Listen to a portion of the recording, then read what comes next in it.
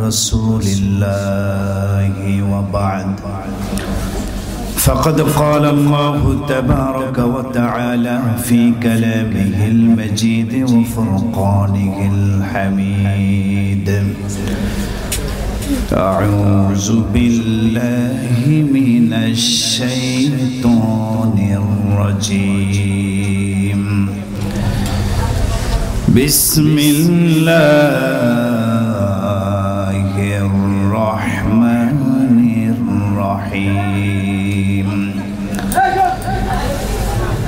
من عمل صالحا من ذكر أو أنثى وهو مؤمن فلنحيينه حياة طيبة ولنجزينهم أجرهم بأحسن ما كانوا يعملون وقال رسول الله صلى الله عليه وسلم مثل ما بعثني الله به من الهدى والعلم كمثل الغيث الكثير أو كما قال النبي صلى الله عليه وسلم সবাই দরুদ ইব্রাহিম যেটা আমরা নামাজে পড়ি দরুদ ইব্রাহিম পাঠ করি اللهم صل على محمد وعلى آل محمد كما صليت على إبراهيم وعلى آل إبراهيم إنك حميد مجيد اللهم بارك على محمد وعلى آل محمد كما باركت على إبراهيم وعلى آل إبراهيم إنك حميد مجيد الحمد لله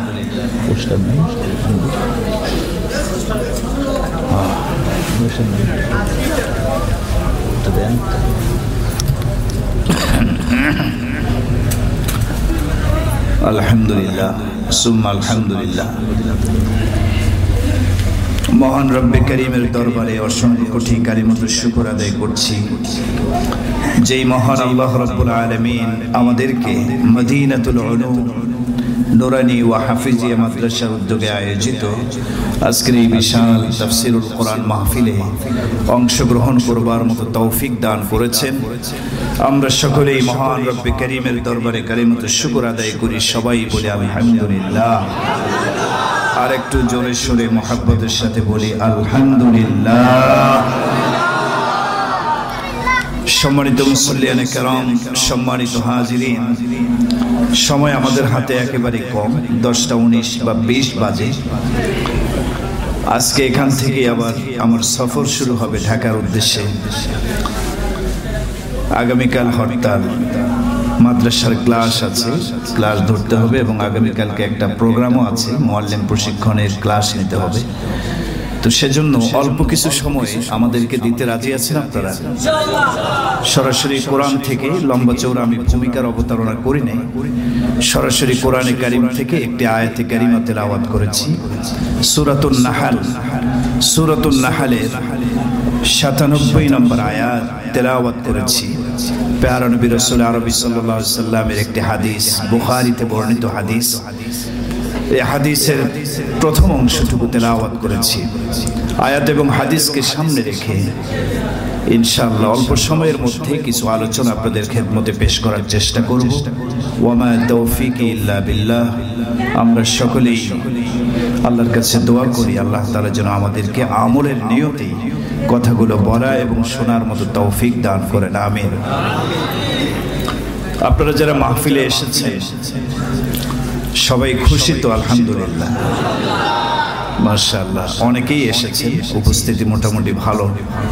তবে এখনো কিছু মানুষ আমার মনে হয় বাইরে অপেক্ষমান, এখনো আসে নাই, চিন্তা ভাবনার মধ্যে আছে যে কি করা যায়, আজকের মাহফিলে যাবো কিনা চিন্তা করতেছে। ওদিকে শয়তান তো ধোঁকা দিচ্ছে যে যাস না, ঘুমায় পড়ো অথবা ফেসবুক শরীফ মোতালা করো। যাই হোক, আমরা আসতে পেরেছি, আমরা এখানে এসেছি, প্রত্যেকটা জিনিসের একটা কারণ থাকে। আমরা যে এখানে আসলাম, আল্লাহ আমাদেরকে নিয়ে আসলেন, তো আমাদের আসার পিছনে একটা কারণ আছে না নেই? কেন কেন এসেছি? আমাদেরকে মাহফিল শেষ হলে কি 1000 টাকার একটা নোট ধরিয়ে দেওয়া হবে আমাদের হাতে? 500 টাকার নোট দেওয়া হবে?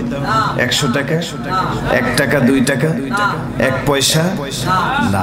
তাহলে কেন আসলাম? এখানে এসেছি কিছু রুহের খোরাক নেওয়ার জন্য, ঠিক কি ঠিক না? আগামী জীবন পরিচালনার জন্য কিছু পাথেয় সংগ্রহ করার নিয়তে আমরা এখানে এসেছি। আর আমিও আপনাদের সামনে হাজির হয়েছি আপনাদেরকে কোরআন থেকে, বিশ্বনবীর সুন্নাহ থেকে কিছু দেওয়ার জন্য। আপনারা আমার থেকে নেওয়ার জন্য এসেছেন, আমি আপনাদেরকে দেওয়ার জন্য এসেছি।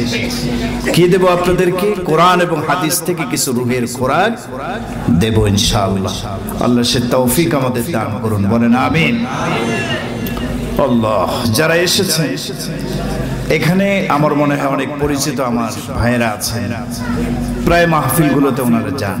আপনাদেরকে একটা ফজিলত শোনাই, এই যে মাহফিলগুলোতে যান, অংশগ্রহণ করেন, এটা অত্যন্ত ভালো একটা গুণ। কোরআনের মাজলিসে মুমিন মুসলমান আসবে, বসবে, কোরআন শুনবে, অত্যন্ত ভালো একটা গুণ। এটার লাভ কি? সরাসরি মুসলিম শরীফের হাদিস, রাসূল আরবি সাল্লাল্লাহু আলাইহি সাল্লাম বলেন, ইন্না লিল্লাহি মালাইকাতান সাইয়ারা, পৃথিবীতে আল্লাহ রাব্বুল আলামিনের নিযুক্ত কিছু ফেরেশতা আছে, ইয়াতুফুনা ফিত তুরুকি ইয়ালতামিসুনা আহলা যিকর, এরা পৃথিবীর বিভিন্ন প্রান্তরে প্রান্তরে ঘুরে বেড়ায় আর জিকিরের মজলিস কোথায় কায়েম হয়েছে মজলিসগুলোকে খুঁজে বের করে। সুবহানাল্লাহ। এরপরে কি করে? প্যারা নবী রাসূল আরবি সাল্লাল্লাহু আলাইহি ওয়াসাল্লাম বলেন, আল্লাহর নিযুক্ত ফেরেশতারা খুঁজতে খুঁজতে কোন এলাকায় যখন গিয়ে দেখে কোরআনে কারীমের মজলিস কায়েম হয়ে গেছে, তাফসীরুল কোরআন মাহফিল কায়েম হয়ে গেছে, ফাইদা ওয়াজাদু মাজলিসান ফীহি যিকরুন ক্বাআদু মাআহু, আল্লাহর ফেরেশতারা মুহূর্ত দেরি করে না, জাকিরিন আল্লাহ তাআলার বান্দাদের সাথে আল্লাহর ফেরেশতারা বসে যায়। আল্লাহর ফেরেশতারা বসে যায়। এরপর নবী বলেন, মাহফিল যখন শেষ হয়ে যায়, জিকির যখন শেষ হয়ে যায়, পৃথিবীর মানুষগুলো তাদের নিজেদের ঘর বাড়ির দিকে চলে যায়, আর আল্লাহর নিযুক্ত ফেরেশতারা সোজা আসমানের উপরে আরশে আজিমে মহান আল্লাহর সাক্ষাৎ করতে চলে যায়। আল্লাহর কাছে হাজিরা দিয়ে বলে, রব্বুল আলামিন, আপনার কিছু বান্দা অমুক এলাকায় একত্রিত হয়ে ইউসাব্বিহুনাকা ওয়া ইউকাব্বিরুনাকা ওয়া ইয়াহমাদুনাকা, আপনার প্রশংসা বয়ান করেছে, গুণকীর্তন করেছে, পবিত্রতার ঘোষণা দিয়েছে। আল্লাহ তাআলা বলেন, মাজা ইয়াসআলুনানি, এ ফেরেশতারা কেন আমার বরত্বের ঘোষণা দিয়েছে? আমার বান্দারা কেন আমার জিকির করছে, আমাকে স্মরণ করছে কেন? ওরা আমার কাছে কি চায়? ফেরেশতারা বলেন, আল্লাহ, ওই মজলিসে যারা এসেছেন প্রত্যেকেই আপনার কাছে দামি দামি 3টা জিনিস চেয়েছে। সুবহানাল্লাহ। কয়টা জিনিস আমরা চাই আল্লাহর কাছে? ফেরেশতারা বলেন, আল্লাহ, 1 নম্বর, হুম ইয়াসআলুনাকা জান্নাতাকা, আপনার কাছে আপনার বান্দারা যারা ওখানে এসেছে প্রত্যেকেই জান্নাত চেয়েছে। সুবহানাল্লাহ। আল্লাহর কাছে আমরা সবাই জান্নাত চাই কিনা? কেউ আছেন জান্নাত চাই না এখানে? দেখি তো কারা কারা জান্নাত চাই না, হাত উঠান। কি অবস্থা? আমি তো বলছি জান্নাত চাই না, কারা হাত উঠান? আপনারা হাত উঠায় ফেললেন। জোশের সাথে হুশ রাখতে হয়, এটা নাম্বার 1 পরীক্ষা হয়ে গেল আপনাদের। আপনাদের হুশ ঠিক নাই, এখানে জবাব দিবেন, ঠিকঠাক বলবেন, হুশ ঠিক রেখে। ঠিক আছে ইনশাআল্লাহ? বাকি যারা হাত তুলেছেন আপনাদেরকে দোষ দিচ্ছে না, আপনাদের মনে জান্নাতে যাওয়ার আশাটা অনেক বেশি, তো তাই হুজুর জান্নাতের কথা বলছে আর হাত উঠায় ফেলছেন। কি বলছে এটা দেখার সময় নেই। সুবহানাল্লাহ। জান্নাত সবাই চাই কিনা দেখি তো এবার কারা কারা চাই, হাত উঁচু করে আল্লাহু আকবার। আল্লাহু আকবার। সবাই আমরা জান্নাত চাই। ফেরেশতারা আল্লাহর কাছে গিয়ে বলেন, আল্লাহ, এক নাম্বার আপনার বান্দারা বান্দিরা জান্নাত চেয়েছে। আল্লাহ রাব্বুল আলামিন বলেন, হাল রাউ জান্নাতি, এ ফেরেশতারা আমার বান্দারা জান্নাতের নাজ নেয়ামত কি নিজের চোখে দেখেছে? ফেরেশতারা বলেন, আল্লাহ না, ওরা জান্নাত তো দেখে নাই। আল্লাহ রাব্বুল আলামিন বলেন, ফেরেশতারা ফাকাইফা লাউ রাউ জান্নাতি, কেমন অবস্থা হতো ওদের আমলের যদি ওরা জান্নাতের নাজ নেয়ামত একবারের জন্য নিজেদের চোখে দেখতে পেত। ওরা জিন্দেগিতে আর গুনাহ করতো না, নেক আমলের পিছনে সর্বদা দৌড়াতো। সুবহানাল্লাহ। আর কি চাই? ফেরেশতারা বলেন, আল্লাহ, হুম ইয়াস্তাজিরুনাকা মিন নারিকা, মুসলিম শরীফের হাদিস। ওরা আপনার জাহান্নামের আযাব থেকে মুক্তি চায়, নাজাত চায়। আমরা সবাই জাহান্নামের আযাব থেকে মুক্তি চাই কি না? আরো জোরে বলেন, চাই কি না?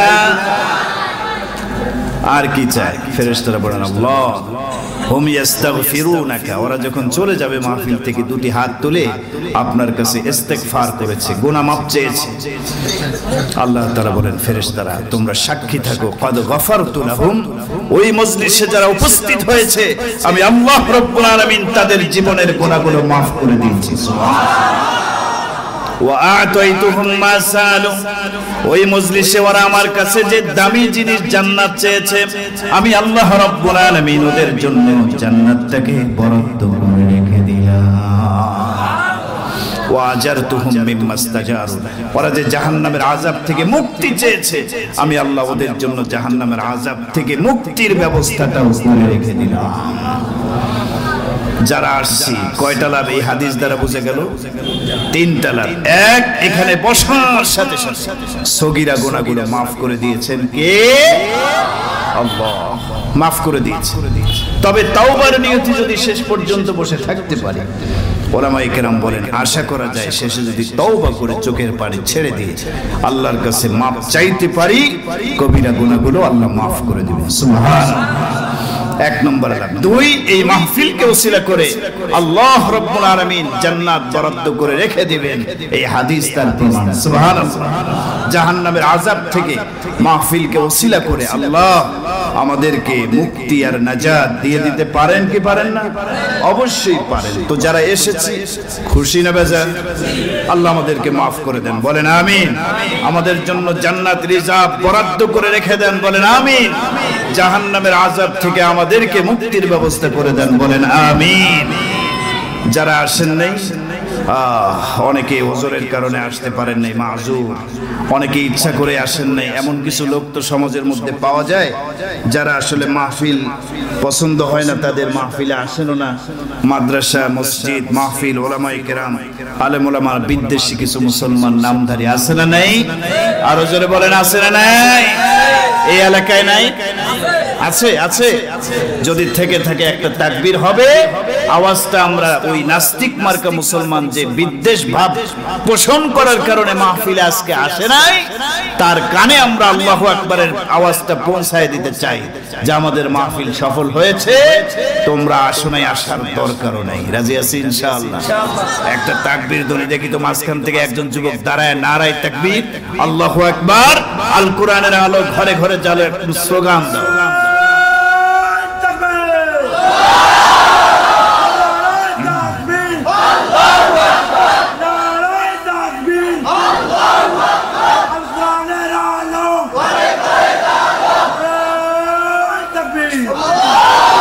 মাশাআল্লাহ, কণ্ঠে আওয়াজ আছে। শেষ পর্যন্ত থাকবে তো ইনশাআল্লাহ? নাকি চলে যাবেন আগেই? চলে যাবেন না, বসেন, ধৈর্য ধারণ করে বসেন ইনশাআল্লাহ। আমরা আজকে জান্নাত জাহান্নাম কবর হাসরের কোনো ওয়াজ করব না। জান্নাত জাহান্নাম কবর হাসরের ওয়াজ প্রায় বক্তারাই করেন, কি বলেন ঠিক না? আমরা আজকে গঠনমূলক কিছু আলোচনা শুনতে চাই, গঠনমূলক, পরিবর্তনমূলক। এখান থেকে একটা শিক্ষা গ্রহণ করে আমরা চলে যাব এবং সেই শিক্ষা আমাদের জীবনে বাস্তবায়িত করব ইনশাআল্লাহ। আল্লাহ আমাদের তৌফিক দান করেন, বলেন আমিন। আর কোন দিকে মনোযোগ নেই, আমার দিক তাকান। সূরাতুন নাহল আয়াত নাম্বার ৯৭। আল্লাহ রাব্বুল আলামিন এই আয়াতে কারিমায় মুমিন মুসলমানদের জীবনের সুখময় শান্তিময় একটা জীবনের কথা এই আয়াতে কারিমায় ঘোষণা করেছেন। সুবহানাল্লাহ বলেন। মুমিনদের জীবনটা আসলে সুখের জীবন হবে, শান্তির জীবন হবে। মুমিনের জীবনে কোনো হতাশা থাকতে পারে না, দুর্দশা থাকতে পারে না। মুমিনের জীবন কখনো অশান্তিময় হতে পারে না। শান্তিময় একটা জীবন পুরস্কার হিসেবে আল্লাহ রাব্বুল আলামিন মুমিনদেরকে দান করার ওয়াদা এই আয়াতে কারিমায় করেছেন। বলেন সুবহানাল্লাহ। চলুন আল্লাহ তাআলা কি বলছেন একটু খেয়াল করেন। আল্লাহ রাব্বুল আলামিন বলেন, মান আমিলা সালিহাম মিন যাকারিন আও উনসা ওয়া হুয়া মুমিন। আল্লাহ রাব্বুল আলামিন বলেন, পৃথিবীর মধ্যে যারা ঈমান আনার পরে নেক আমল করে, ভালো ভালো কাজ করে, ঈমান আনার পরে নেক আমল করে, এই ঈমান আর নেক আমলওয়ালা লোকদেরকে আল্লাহ বলেন ফালানুহিয়ান্নাহু হায়াতান তাইয়্যিবা। অবশ্যই অবশ্যই আমি আল্লাহ রাব্বুল আলামিন ঈমানওয়ালা আর নেক আমলওয়ালা লোকদেরকে পবিত্র একটা জীবন দান করব। সুবহানাল্লাহ বলেন। হায়াতান তাইয়্যিবা দান করবেন কে বলেন? কাদেরকে দান করবেন? মান আমিলা সালিহাম মিন যাকারিন আও উনসা ওয়া হুয়া মুমিন। নারী হোক আর পুরুষ হোক, যদি ঈমান আনার পরে কেউ নেক আমল করে জীবন চালাতে পারে, আল্লাহ রাব্বুল আলামিন বলেন ফালানুহিয়ান্নাহু হায়াতান তাইয়্যিবা। অবশ্যই অবশ্যই ঈমান আর নেক আমলওয়ালা লোকদেরকে আমি আল্লাহ পবিত্র জীবন দান করব। সুবহানাল্লাহ। এই হায়াতে তাইয়্যিবা পবিত্র জীবনের ব্যাখ্যায় মুফাসসিরিনে কেরামগণ তাফসীর করেছেন, হায়াতান তাইয়্যিবা মানে হলো হায়াতান মুতমাইন্নাতান, সুখময় শান্তিময় একটা জীবন আল্লাহ রাব্বুল আলামিন মুমিন মুসলমানদেরকে দান করবেন। ইতমিনানের জীবন, সুখময় জীবন, শান্তিময় জীবন আল্লাহ দেয়ার ওয়াদা করেছেন মুমিন মুসলমানদেরকে। সুবহানাল্লাহ। আল্লাহ, আমরা সবাই মুমিন মুসলমান, ঠিক কি ঠিক না? কিন্তু আমরা অশান্তিময় সময় পার করছি। আমরা আমাদের ব্যক্তিগত জীবনেও শান্তির দিশা পাচ্ছি না। পারিবারিক জীবনে তো অশান্তি আর অশান্তি, ভাইয়ে ভাইয়ে মিল নাই, বাবা সন্তানের মধ্যে সম্পর্কটা ঠিক নাই, ঝগড়া ফিতনা ফাসাদ, পারিবারিক অবস্থাটা এমন। সামাজিক অবস্থায় তো শান্তি নাই বললেই চলে। রাষ্ট্রীয় অবস্থায় তো মারামারি কাটাকাটি শুরু হয়ে গেছে, আগামীকাল হরতাল। কি বলেন, ঠিক না? শান্তি বলতে কিছুই নাই। এই যে ঢাকায় যাব, কি যে এক প্যারা, কত কষ্ট করে ভেঙে ভেঙে ভেঙে ভেঙে যেতে হবে আমাকে ঢাকা। তাহলে রাষ্ট্রের অবস্থাও ভালো না খারাপ? আন্তর্জাতিক পরিমণ্ডলে অবস্থা ভালো না খারাপ? মুমিন মুসলমানদের উপর নির্যাতন নিপীড়ন আসছে। ফিলিস্তিনের মুসলমানরা এখনো নির্যাতিত। ইসরায়েলের বর্বর কুখ্যাত ইহুদি সন্ত্রাস বাহিনীরা এরা মুসলমানদের উপর নির্যাতনের স্টিম রোলার চালিয়ে দিচ্ছে, ঠিক কি ঠিক না?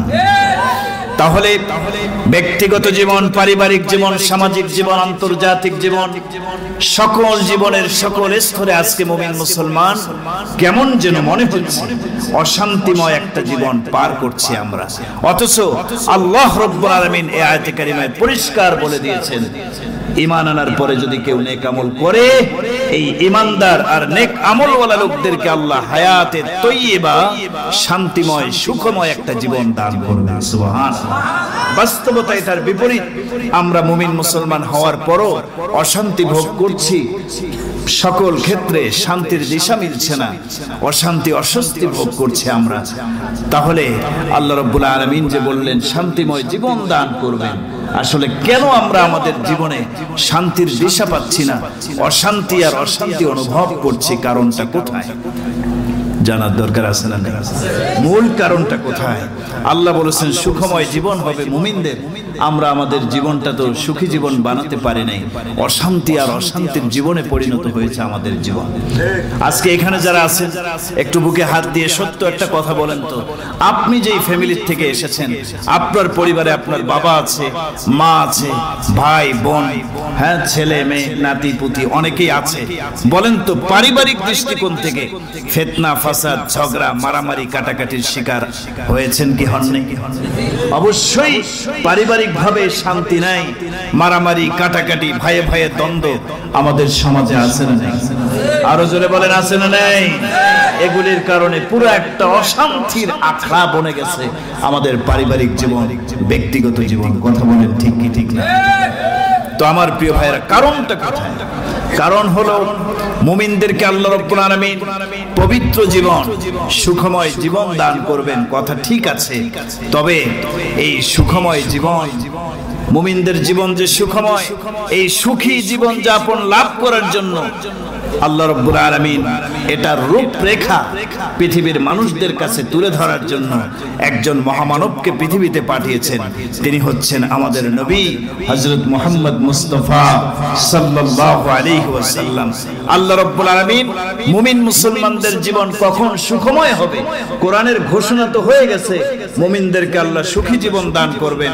কিন্তু এই সুখময় জীবন, এনজয় ইওর লাইফ, উপভোগ করুন জীবনকে, এই সুন্দর একটা জীবন মুমিন মুসলমান কিভাবে গঠন করবেন, এর রূপরেখা প্রণয়ন করার জন্য আল্লাহ পাঠিয়েছেন আমাদের নবী মুহাম্মদ রাসূলুল্লাহ সাল্লাল্লাহু আলাইহি ওয়াসাল্লামকে। সুবহানাল্লাহ। অতএব আমাদের জীবনে সুখ শান্তি লাভ করার জন্য আমাদেরকে অনুসরণ করতে হবে মুহাম্মদ রাসূলুল্লাহ সাল্লাল্লাহু আলাইহি ওয়াসাল্লাম। তিনি যে শান্তির বার্তা নিয়ে পৃথিবীতে এসেছেন, তিনি যে পদ্ধতি অবলম্বন করে, যেই কর্মসূচি বাস্তবায়ন করে পৃথিবীতে শান্তি প্রতিষ্ঠা করেছেন, সেই কর্মসূচিগুলো কি কি ছিল, কিভাবে তিনি শান্তি প্রতিষ্ঠা করেছেন, সেগুলি আমাদেরকে জানতে হবে এবং আমাদেরকে সেই কর্মসূচি অনুযায়ী জীবন পরিচালনা করতে হবে। তাহলেই সম্ভব আমরা সুখী জীবনটা ফিরে পাবো। সুবহানাল্লাহ বলেন। রাসূলুল্লাহ সাল্লাল্লাহু আলাইহি ওয়াসাল্লামকে আল্লাহ এটা বাস্তবায়ন করার জন্য পৃথিবীতে পাঠিয়েছেন। মুমিনদের জীবনটা কিভাবে সুন্দর হবে, সুখী হবে, আনন্দময় হবে, এটা শিখাবার জন্য পাঠিয়েছেন আল্লাহ। কাকে? আমাদের নবী মুহাম্মদ রাসূলুল্লাহ সাল্লাল্লাহু আলাইহি ওয়াসাল্লামকে। বিশ্বনবী সহিহ বুখারীর হাদিস, রাসূল কারীম সাল্লাল্লাহু আলাইহি ওয়াসাল্লাম তার নিজের একটা দৃষ্টান্ত পেশ করেছেন। قال النبي صلى الله عليه وسلم مثل ما بعثني الله من الهدى والعلم كمثل الغيث الكثير। নবীজি বলেন, আল্লাহ রাব্বুল আলামিন আমাকে যে হেদায়েত দিয়ে, ইলম দিয়ে, শান্তির বার্তা দিয়ে পৃথিবীতে পাঠিয়েছেন, এটার উদাহরণ হলো কামাসালিল গাইসিল কাসির, মুষলধারায় আসমান থেকে বর্ষিত বৃষ্টির ফোঁটার মতো। সুবহানাল্লাহ বলেন। রাসূল বলেন, কি বলেন?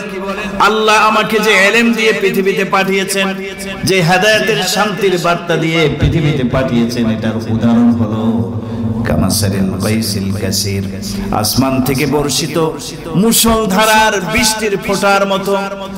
এই উদাহরণটা কেন দেওয়া হলো একটু খেয়াল করেন। জমিন যখন শুকিয়ে যায়, জমিনে যখন পানি শুকায় যায়, শুষ্ক হয়ে যায়, খান খান হয়ে যায়, মাটি ফেটে চৌচির হয়ে যায়, জমিন ফেটে চৌচির হয়ে যায়, আল্লাহ রাব্বুল আলামিন রহমতের বৃষ্টি নাযিল করেন। সুবহানাল্লাহ।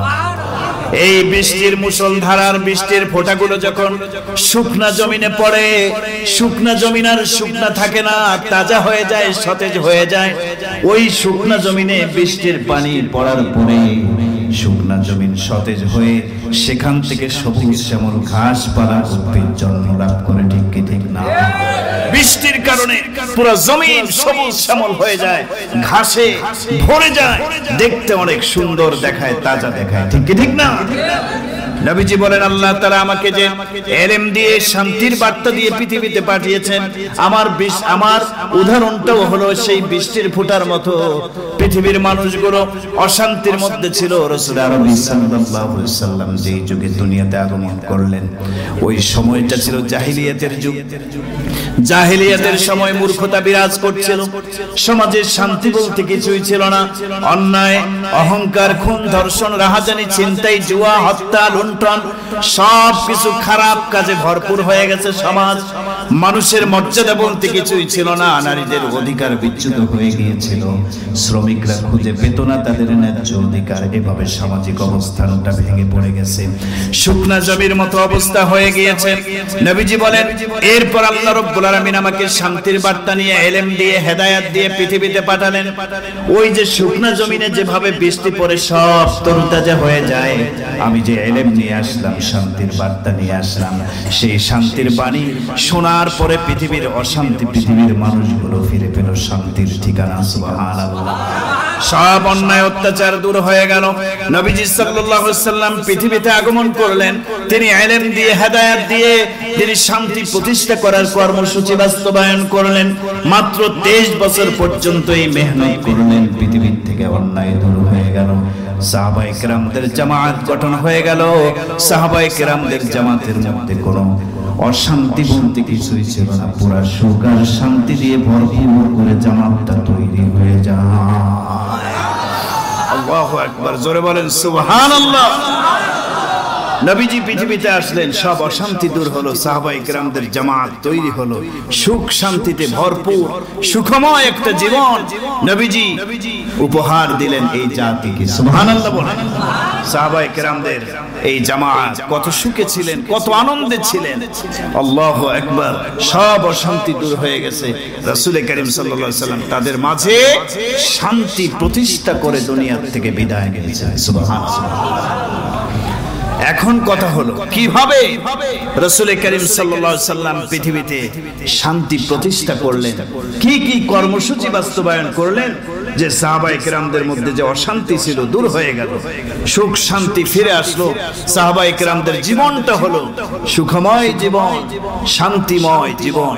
কিভাবে হলো, কি কি আমল করেছেন সাহাবায়ে কেরাম, নবীজি কি কি কর্মসূচি বাস্তবায়ন করেছেন। এই শান্তি প্রতিষ্ঠার জন্য নবীজি কয়েকটা কর্মসূচি বাস্তবায়ন করেছেন। আমরা যদি আমাদের জীবনে ওই কর্মসূচিগুলো বাস্তবায়ন করতে পারি, কোরআনকে সামনে রেখে আমি বলতে পারি, অবশ্যই অবশ্যই আপনার জীবনটা দুনিয়াতেও সুন্দর একটা শান্তিময় জীবনে পরিণত হবে। সুবহানাল্লাহ। জানার দরকার হলো নবীজি এই অশান্তময় পৃথিবীতে এসে কিভাবে শান্তি প্রতিষ্ঠা করেছিলেন এবং কর্মসূচিগুলো কি ছিল। খুবই সংক্ষেপে বলে দিচ্ছি, সময় খুবই কম। 1 নম্বর কর্মসূচি নবীজি বাস্তবায়ন করলেন, সেটা হলো ঈমান বিল্লাহর দাওয়াত। ঈমানের এই দাওয়াত, ইসলামের দাওয়াত ওই সময়ের কাফের মুশরিকদের ঘরে ঘরে, দুয়ারে দুয়ারে পৌঁছায় দিলেন। বলেন সুবহানাল্লাহ। ঈমান বিল্লাহর দাওয়াত পৌঁছায় দেওয়া, ঘরে ঘরে ঈমানের দাওয়াত পৌঁছায় দেওয়া, এটা আমাদের জীবন শান্তিময় হওয়ার জন্য 1 নম্বরের কর্মসূচি। কারণ ঈমান ছাড়া পৃথিবীর কোনো মানুষ অরিজিনালি সুখ শান্তি অনুভব করতে পারবে। জীবনটা সুখী হওয়ার জন্য 1 নম্বর কর্মসূচি নবীজি বাস্তবায়ন করলেন, ঈমানের দাওয়াত। নবীজি 3 বছর পর্যন্ত গোপনে গোপনে দিলেন। 40 বছরে নবুয়ত প্রাপ্তি হলেন। নবুয়ত প্রাপ্ত হওয়ার পরে নবীজি 3 বছর গোপনে গোপনে যাকে চিনতেন, পরিচয় যার সাথে ছিল, নবীজি দাওয়াত দিলেন। এভাবে 3 বছরে মোট 50 জন সাহাবী ইসলাম গ্রহণ করলেন। তার মধ্যে 40 জন ছিলেন পুরুষ, 10 জন ছিলেন মহিলা। মোট কয়জন? 50 জন। এরপরে আল্লাহ তাআলা বললেন, না, এই শান্তির বাণী, ঈমানের দাওয়াত, এটা গোপনে গোপনে প্রচার করলে কাজ হবে না। ওয়ানজির আশিরাতাকাল আকরাবিন, হে নবী, আপনার নিকটতম আত্মীয় স্বজন যারা, তাদেরকে আপনি প্রকাশ্যে ডেকে এনে তাদের সামনে প্রকাশ্যে এই শান্তির বার্তাটা পৌঁছায় দেন। সুবহানাল্লাহ। শান্তির বার্তা মানে ঈমানের দাওয়াত। বলেন, শান্তির বার্তা মানে কি? ঈমানের দাওয়াত। আপনি প্রকাশ্যে ঘোষণা করেন, ঈমান ইসলামের দাওয়াত দিয়ে দেন। হাদিসের কিতাবে আসছে, এই আয়াত যখন নাজিল হলো, বিশ্বনবী রাহমাতুল লিল আলামিন সাফা পাহাড়ে আরোহণ করলেন, সাফা পাহাড়ে উঠলেন।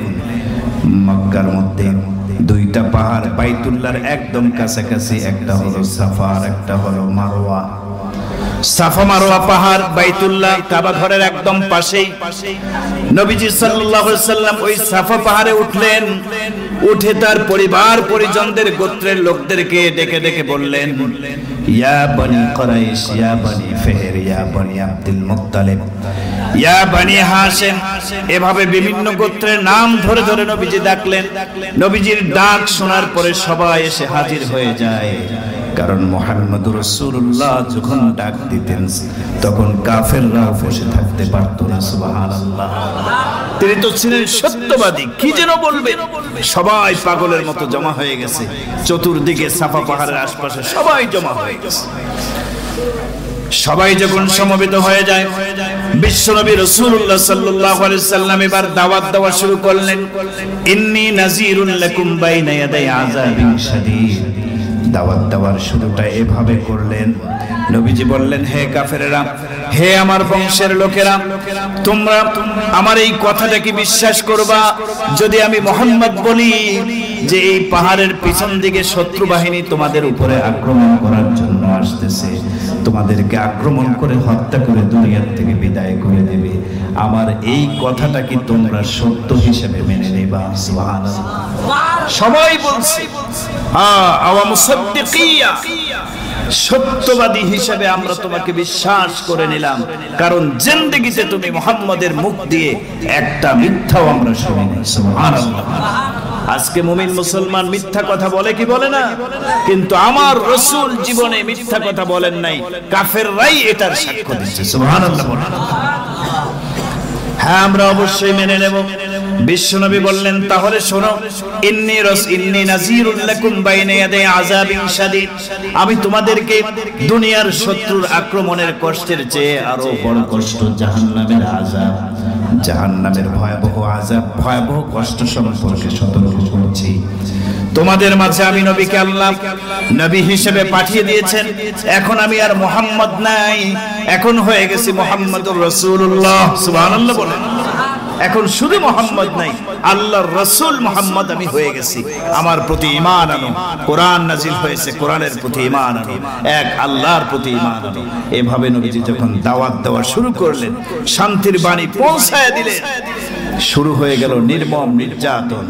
এখান থেকেই শুরু হলো নির্যাতনের স্টিম রোলার চালানো। এই দাওয়াতের কথা শোনার পরে আবু লাহাব, নবীজির আপন চাচা আবু লাহাব, কি চাচা বলেন না? আবু জাহেলকে আমরা অনেকে মনে করি নবীর আপন চাচা, কিন্তু না, আবু জাহেল নবীজির আপন চাচা নয়। নবীজির আপন চাচা 9 জন ছিলেন। হযরতে আব্বাস নবীজির আপন চাচা, হযরতে হামজা নবীজির আপন চাচা, আবু লাহাব নবীজির আপন চাচা। এভাবে নবীজির চাচা মোট কয়জন? 9 জন। তার মধ্যে 9 জনের নামের মধ্যে আবু জাহেল, আবুল হাকামের নাম নাই। আবু লাহাব ছিল নবীজির আপন চাচা। তিনি যখন দেখলেন ভাতিজা দেবদেবীর বিরুদ্ধে গিয়ে এক আল্লাহর দিকে শান্তির বার্তা, ইসলামের দাওয়াত দিচ্ছে, তিনি ওই মজলিসের মধ্যেই একটা পাথর হাতে নিয়ে আমার নবীকে লক্ষ্য করে ঢিল ছুঁড়তে উদ্যত হলেন। কিন্তু আল্লাহর কাছে এই আচরণটা মোটেও পছন্দ হয়নি যে আল্লাহর রাসূলকে পাথর নিক্ষেপ করে দুনিয়ার থেকে বিদায় করে দেবে, ধ্বংস করে দেবে। এটা হতে পারে?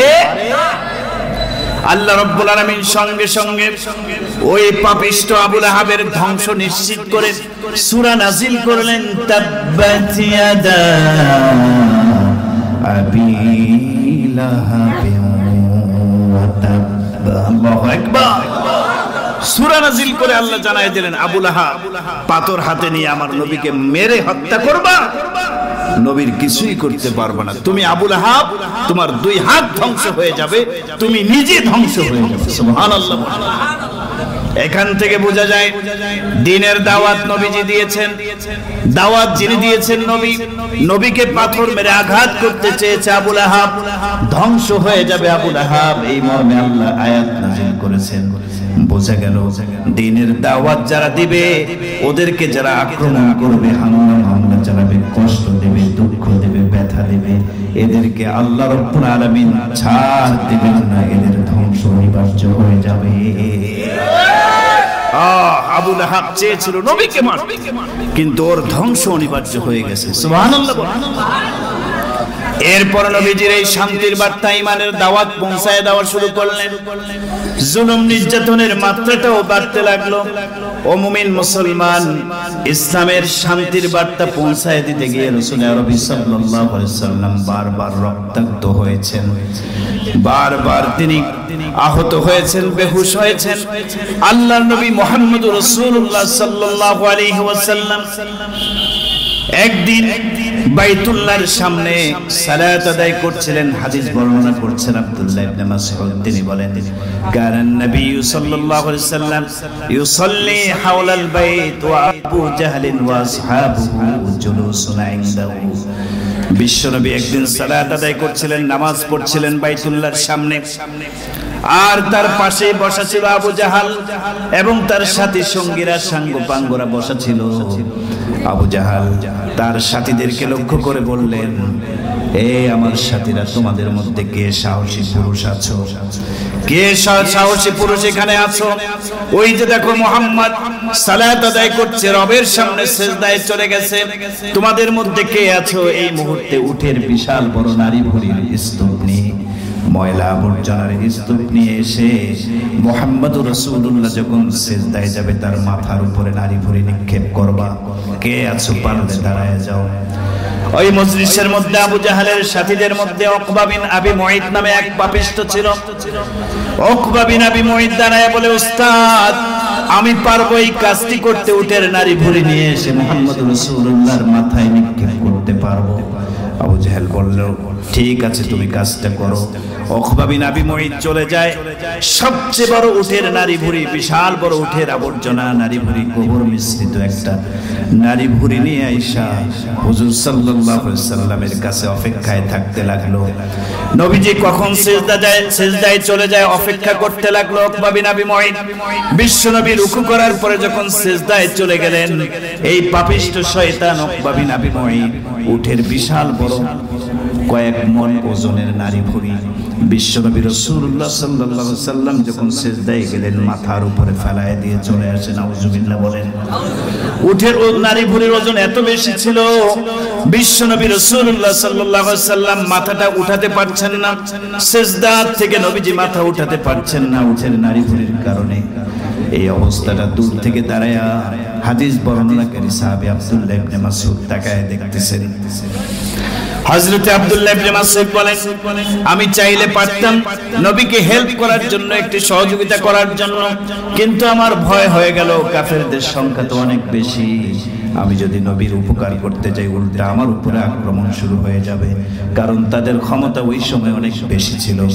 আব্দুল্লাহ ইবনে মাসউদ বলেন, আমি আর মুহূর্ত দেরি করলাম না, বিশ্বনবীর ঘরে গিয়ে নবীজির আদরের কন্যা ফাতেমাতুজ জোহরা রাদিয়াল্লাহু তাআলা আনহাকে বললাম, ফাতেমা রে, তোমার বাবার অবস্থা বড় কঠিন অবস্থা, দেখো ওই যে দেখো তোমার বাবা মক্কার বাইতুল্লাহ সালাত আদায় করছিলেন, এমন তো অবস্থায় সিজদায় যখন চলে যায় উটের নারী ভুঁড়ি কাফেররা নিক্ষেপ করেছে, গিয়ে দেখো তোমার বাবা উটের নারী ভুঁড়ির কারণে সিজদা থেকে এখনো পর্যন্ত মাথাটা উঠাতে পারে নাই।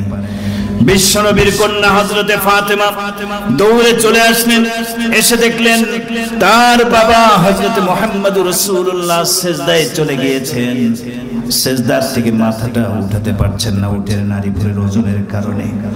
ছোট্ট বাচ্চা ফাতেমা অনেক চেষ্টা করলেন নারী ভুঁড়িটা সরানোর, কিন্তু পারলেন না।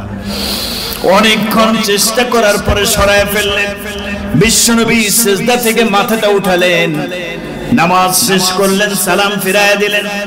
এরপরে দেখেন ফাতেমার চোখে পানি, ফাতেমা কান্না করছে আর বলছে, আব্বা, আপনাকে যারা কষ্ট দিয়েছে ওদের নামটা বলেন, ওদেরকে আমি শাস্তি দেব নিজ হাতে। বিশ্বনবী চোখের পানি মুছায়া দিয়ে বললেন, ইয়া ফাতেমা লা তাবকি, হে ফাতেমা তুমি কান্না করো না। লা ইয়াবকা আলা ওয়াজহিল আরদি বাইতু মুদারিন ওয়ালা ওয়াবারিন ইল্লা আদখালাহুল্লাহু কালিমাতাল ইসলাম। সুবহানাল্লাহ। এ ফাতেমা তুমি কান্না করো না, তোমার বাবার উপরে জুলুম এসেছে, যে কষ্ট এসেছে শান্তির বার্তা ইসলামের দাওয়াত দেওয়ার কারণে যে কষ্ট হচ্ছে, এই কষ্টের বিনিময়ে আল্লাহ রাব্বুল আলামিন সময় একদিন আসবে পৃথিবীর এমন কোন ঘর বাকি থাকবে না, এমন কোন প্রান্তর বাকি থাকবে না, এমন কোন বসতি থাকবে না যেখানে ইসলামের দাওয়াত আল্লাহ রাব্বুল আলামিন পৌঁছায় দিবেন না। সব জায়গায় আল্লাহ ইসলামের কালিমার দাওয়াত পৌঁছায় দিবে। এই জন্য একটু কষ্ট তো করতেই হবে। ফাতেমা তুমি কান্না করো না। ও মুমিন মুসলমান, বিশ্বনবী রাসূলুল্লাহ সাল্লাল্লাহু আলাইহি ওয়াসাল্লাম পৃথিবীতে শান্তি প্রতিষ্ঠার জন্য এক নম্বর কর্মসূচি হাতে নিয়েছিলেন। কি কর্মসূচি বলেন? ঈমানের দাওয়াত ঘরে ঘরে পৌঁছায় দিতে হবে। মানুষের ভিতরে যদি ঈমান স্পিরিট, ঈমানি পাওয়ার ঢুকে যায়, ঈমানের নূর ঢুকে যায়, তাহলে মানুষ প্রকৃত সুখ আর শান্তি অনুভব করবে। সুবহানাল্লাহ। আজকে পৃথিবীতে যারা কাফের, মুশরিক, বেঈমান, ঈমান যাদের ভিতরে নাই, ওরা কোটি কোটি টাকার মালিক হতে পারে, অনেক সম্পদের মালিক হতে পারে, কিন্তু ওদের মধ্যে একটা ভয় সব সময় কাজ করে। আমরা তো আল্লাহকে মানি না, মারা গেলে যদি কবরের আযাব হয় শুরু, যদি জাহান্নামের মধ্যে ঘুতাঘুতি শুরু হয়, কি উপায়? এই টেনশন ওদের মধ্যে কাজ করার কারণে তাদের প্রকৃত সুখ শান্তি দুনিয়াতে নাই। ঠিক কি ঠিক না? কিন্তু মুমিন মুসলমান যত বিপদেই আসুক না কেন, বিপদের মধ্যেও ঈমানের নূর থাকার কারণে একটা সুখ আর শান্তি অনুভব করে। সুবহানাল্লাহ। তো নবীজি দেখলেন ঈমানের দাওয়াত ঘরে ঘরে পৌঁছায় দিতে হবে। বিশ্বনবী রাসূলুল্লাহ সাল্লাল্লাহু আলাইহি ওয়াসাল্লাম যখন এই ঈমানের দাওয়াত ঘরে ঘরে পৌঁছায় দেওয়ার মেহনতটা শুরু করে দিলেন, যেই পরিমাণ নির্যাতন এসেছে সবগুলো বলা সম্ভব নয়, সময় অনেক কম। বিশ্বনবী রাহমাতুল লিল আলামিন একবার একটা মজলিসে গিয়ে দাওয়াত দিয়ে বললেন, কুলু লা ইলাহা ইল্লাল্লাহু তুফলিহু। এ তোমরা বলো লা ইলাহা ইল্লাল্লাহ, বলো আল্লাহ ছাড়া কোনো ইলাহ নাই, কোনো রব নাই, এই কথা বলো, তোমরা সফল কাম হয়ে যাবে, তোমরা ঈমানের কারণে জান্নাতি হয়ে যাবা। তো নবীজি সুন্দর একটা দাওয়াত দিলেন, কোন ভেজাল ছিল দাওয়াতে? কথাটা অনেক সুন্দর না? তোমরা বলো লা ইলাহা ইল্লাল্লাহ, কামিয়াব হয়ে জান্নাতি হয়ে যাবে। সুন্দর কথা। কারণ যারা দ্বীনের দাওয়াত দেয় তাদের জবানে থেকে যে কথাগুলো বের হয়, এটা পৃথিবীর শ্রেষ্ঠ কথা, দামি কথা। সুবহানাল্লাহ। ওমান আহসানু কাওলাম মিম্মান দাআ ইলাল্লাহ। আল্লাহর দিকে যারা দাওয়াত দেয় তাদের মুখের কথার চেয়ে উত্তম আর কথা পৃথিবীতে কোনোটা হতে পারে না। সুবহানাল্লাহ। তো নবীজির দামি কথা শুনুন। হাদিসের মধ্যে আসছে ওই মজলিসের মধ্যে তিনটা গ্রুপে বিভক্ত হয়ে যায় লোকগুলো। কাফেররা তিনটা দলে বিভক্ত হয়ে ফামিনহুম মান তাফালান নবী সাল্লাল্লাহু আলাইহি ওয়াসাল্লাম, তাদের মধ্যে এক দল দাঁড়ায় যায় এবং নবীজির চেহারা মোবারককে লক্ষ্য করে তাদের অপবিত্র থুতু নিক্ষেপ করা শুরু করে দেয়। নাউযুবিল্লাহ। এই ঈমানের দাওয়াত দিতে গিয়ে নবীজি কি কষ্ট স্বীকার করেছেন দেখেন। উম্মত নবীকে থুতু নিক্ষেপ করছে। ওয়ামিনহুম মান সাব্বান নাবিয়্যা, ওই মজলিসের মধ্যে আরেকটা দল দাঁড়ায় যায়, বিশ্ব নবীকে লক্ষ্য করে অকথ্য ভাষায় গালিগালাজ শুরু করে দেয়। নবীজির বাবা মার নাম ধরে ধরে অকথ্য ভাষায় গালিগালাজ শুরু করে দেয়। আরেকটা দল ওয়ামিনহুম মান হাসা আলাইহি তুরাব, আরেক দল পাথরের টুকরাগুলো হাতে নিয়ে, কঙ্কর হাতে নিয়ে নবীজিকে লক্ষ্য করে ছুঁড়ে মারতে থাকে, তীর ছুঁড়তে থাকে। নবীজি তাদের থেকে নিরাশ হয়ে ফিরে আসতেছিলেন। আল্লাহর নবী সাল্লাল্লাহু আলাইহি ওয়াসাল্লাম যখন বাইতুল্লাহর ছায়া আসলেন, ছায়া আসার পরে ওয়া মুতাওয়াসসিদুন হাওলাল কাবা, নবীজি তার চাদরকে বালিশ বানায় সেখানে শুয়ে পড়লেন, শরীরটা বড় ক্লান্ত শ্রান্ত। নবীজির একজন সাহাবী হযরত খাব্বাব এসে বললেন, ওগো আল্লাহর নবী, আমাদের এই জুলুম নির্যাতন আর সহ্য হয় না। আমরা লক্ষ্য করে দেখেছি কাফেররা পদে পদে আপনাকে জুলুম করছে, নির্যাতন করছে, এটা আর আমাদের সহ্য হয় না। আলা তানতাসিরু লানা আলা তাদউ লানা, আপনি কেন আমাদের জন্য আল্লাহর কাছে সাহায্য চাচ্ছেন না? কাফেরদের জন্য কেন বদদোয়া করছেন না? কারণ আপনি যদি একবার রহমতের নবী হয়ে বদদোয়া করেন, কাফেররা গোষ্ঠী সুদ্ধা হালাক হয়ে যাবে। আপনি বদদোয়া করেন, আল্লাহর কাছে সাহায্য চান। নবীজি বললেন না, এই ইসলামের জন্য একটু কষ্ট স্বীকার করতেই হবে। খাব্বাব শোনো, আমাদের উপরে যে কষ্ট আসছে তুমি মনে করো না যে ইসলামের দাওয়াত মনে হয় আমরাই দিচ্ছি পৃথিবীতে, আমরাই প্রথম ইসলামের দাওয়াত দেওয়ার কারণে আমাদের উপরেই নির্যাতন প্রথম আসছে না। قد كان من قبلكم يؤخذ الرجل فيحفر له في الأرض فيجعل فيها। আমাদের পূর্বে যারা ঈমান এনেছিল তাদের অবস্থাও এমন ছিল, দ্বীনের দাওয়াত দেওয়ার কারণে তাদের মধ্যে এমন অবস্থা তৈরি হয়ে গিয়েছে, দ্বীনের দায়ীকে ধরে গর্ত করা হতো, সেই গর্তের মধ্যে তাদেরকে ধাক্কা দিয়ে গর্তে ফেলায় দিয়ে এক বুক পর্যন্ত পুঁতে ফেলতো। সেই পূর্বের ঈমান আনার কারণে এই শাস্তি দেওয়া হতো।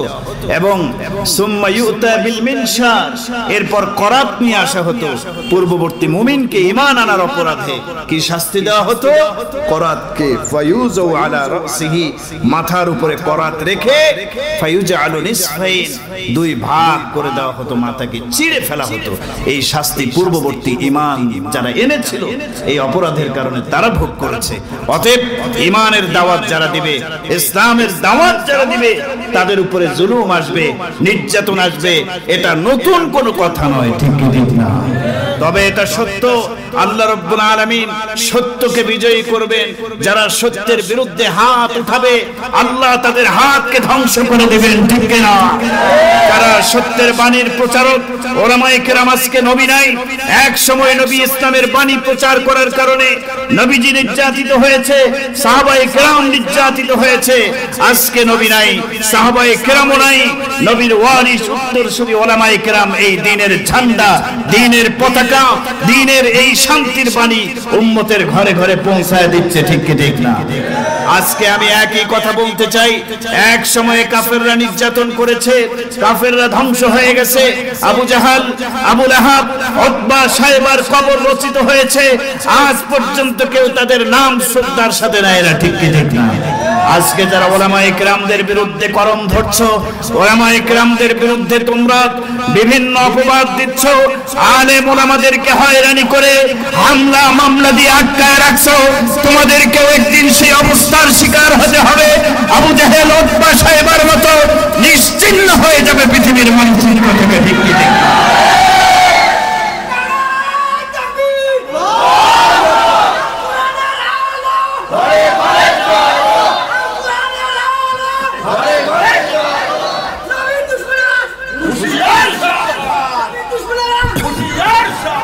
মাশাআল্লাহ, বসেন। তাহলে রাসূলুল্লাহ সাল্লাল্লাহু আলাইহি সাল্লাম যে শান্তি প্রতিষ্ঠার সংগ্রাম নিয়ে পৃথিবীতে আসলেন, শান্তি প্রতিষ্ঠার, মনে আছে, এক নম্বর কর্মসূচি হলো শান্তির বাণী, ইসলামের দাওয়াত, ঈমানের দাওয়াত ঘরে ঘরে পৌঁছায় দেওয়া। সুবহানাল্লাহ বলেন। আজকেও যদি পৃথিবীর মানুষ শান্তি আর মুক্তি পেতে চায়, প্রকৃতপক্ষে সুখ পেতে চায়, ঈমানকে মজবুত করতে হবে। আমরা তো আর এই কাফের না যে আমাদেরকে ঈমানের দাওয়াত দিয়ে মুমিন বানাতে হবে। আমরা মুসলিম হিসেবে, মুসলমান মা ও বাবার কাছে আমরা জন্মসূত্রে এসেছি মুসলিম হয়ে, সুবহানাল্লাহ বলেন। ঈমানদার জন্মসূত্রে আমরা, ঈমান আমাদের মধ্যে আছে, তারপরও শান্তি নাই। এই ঈমানটাকে ঘষে মেজে পরিচ্ছন্ন বানাতে হবে, খাঁটি ঈমান বানাতে হবে। ঈমানদার শুধু নামে হলে চলবে না, নাম কাওয়াস্তে মুসলিম হলে চলবে না, এই ঈমানের যত্ন নিতে হবে। এবং এই ঈমানটাকে শিরিক থেকে, কুফর থেকে, বিদআত থেকে মুক্ত করে যদি আমরা খাঁটি ঈমানওয়ালা হতে পারি, তাহলে অবশ্যই আল্লাহ রাব্বুল আলামিনের পক্ষ থেকে শান্তি আসবে। সুবহানাল্লাহ বলেন।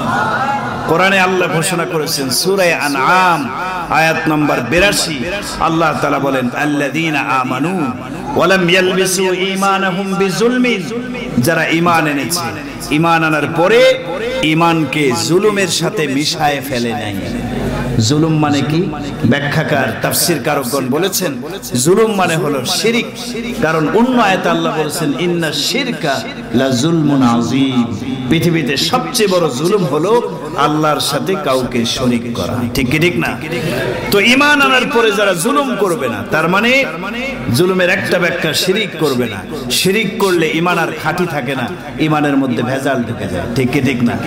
আজকে মুমিন মুসলমানের ঈমানকে ভেজাল ঢুকাবার জন্য, ঈমানকে ভেজাল যুক্ত বানাবার জন্য ইহুদি খ্রিস্টানদের দালাল মুসলিমের নাম ধরে, নাম সেজে, মুসলিম সেজে আজকে আমাদের মধ্যে কাজ করছে। কিভাবে আমাদের ঈমানকে ভেজাল মুক্ত, ভেজাল যুক্ত করা যায়, ভেজাল ঢুকানো যায় ঈমানের মধ্যে। কারণ জানে ঈমান যদি মুসলমানদের খাঁটি হয়, মুসলমানদের সামনে কোনো অস্ত্র আর টিকবে না। সুবহানাল্লাহ বলেন। এই জন্য ভেজাল ঢুকাচ্ছে। আল্লাহ বলেন না, ভেজাল ঢুকানো যাবে না।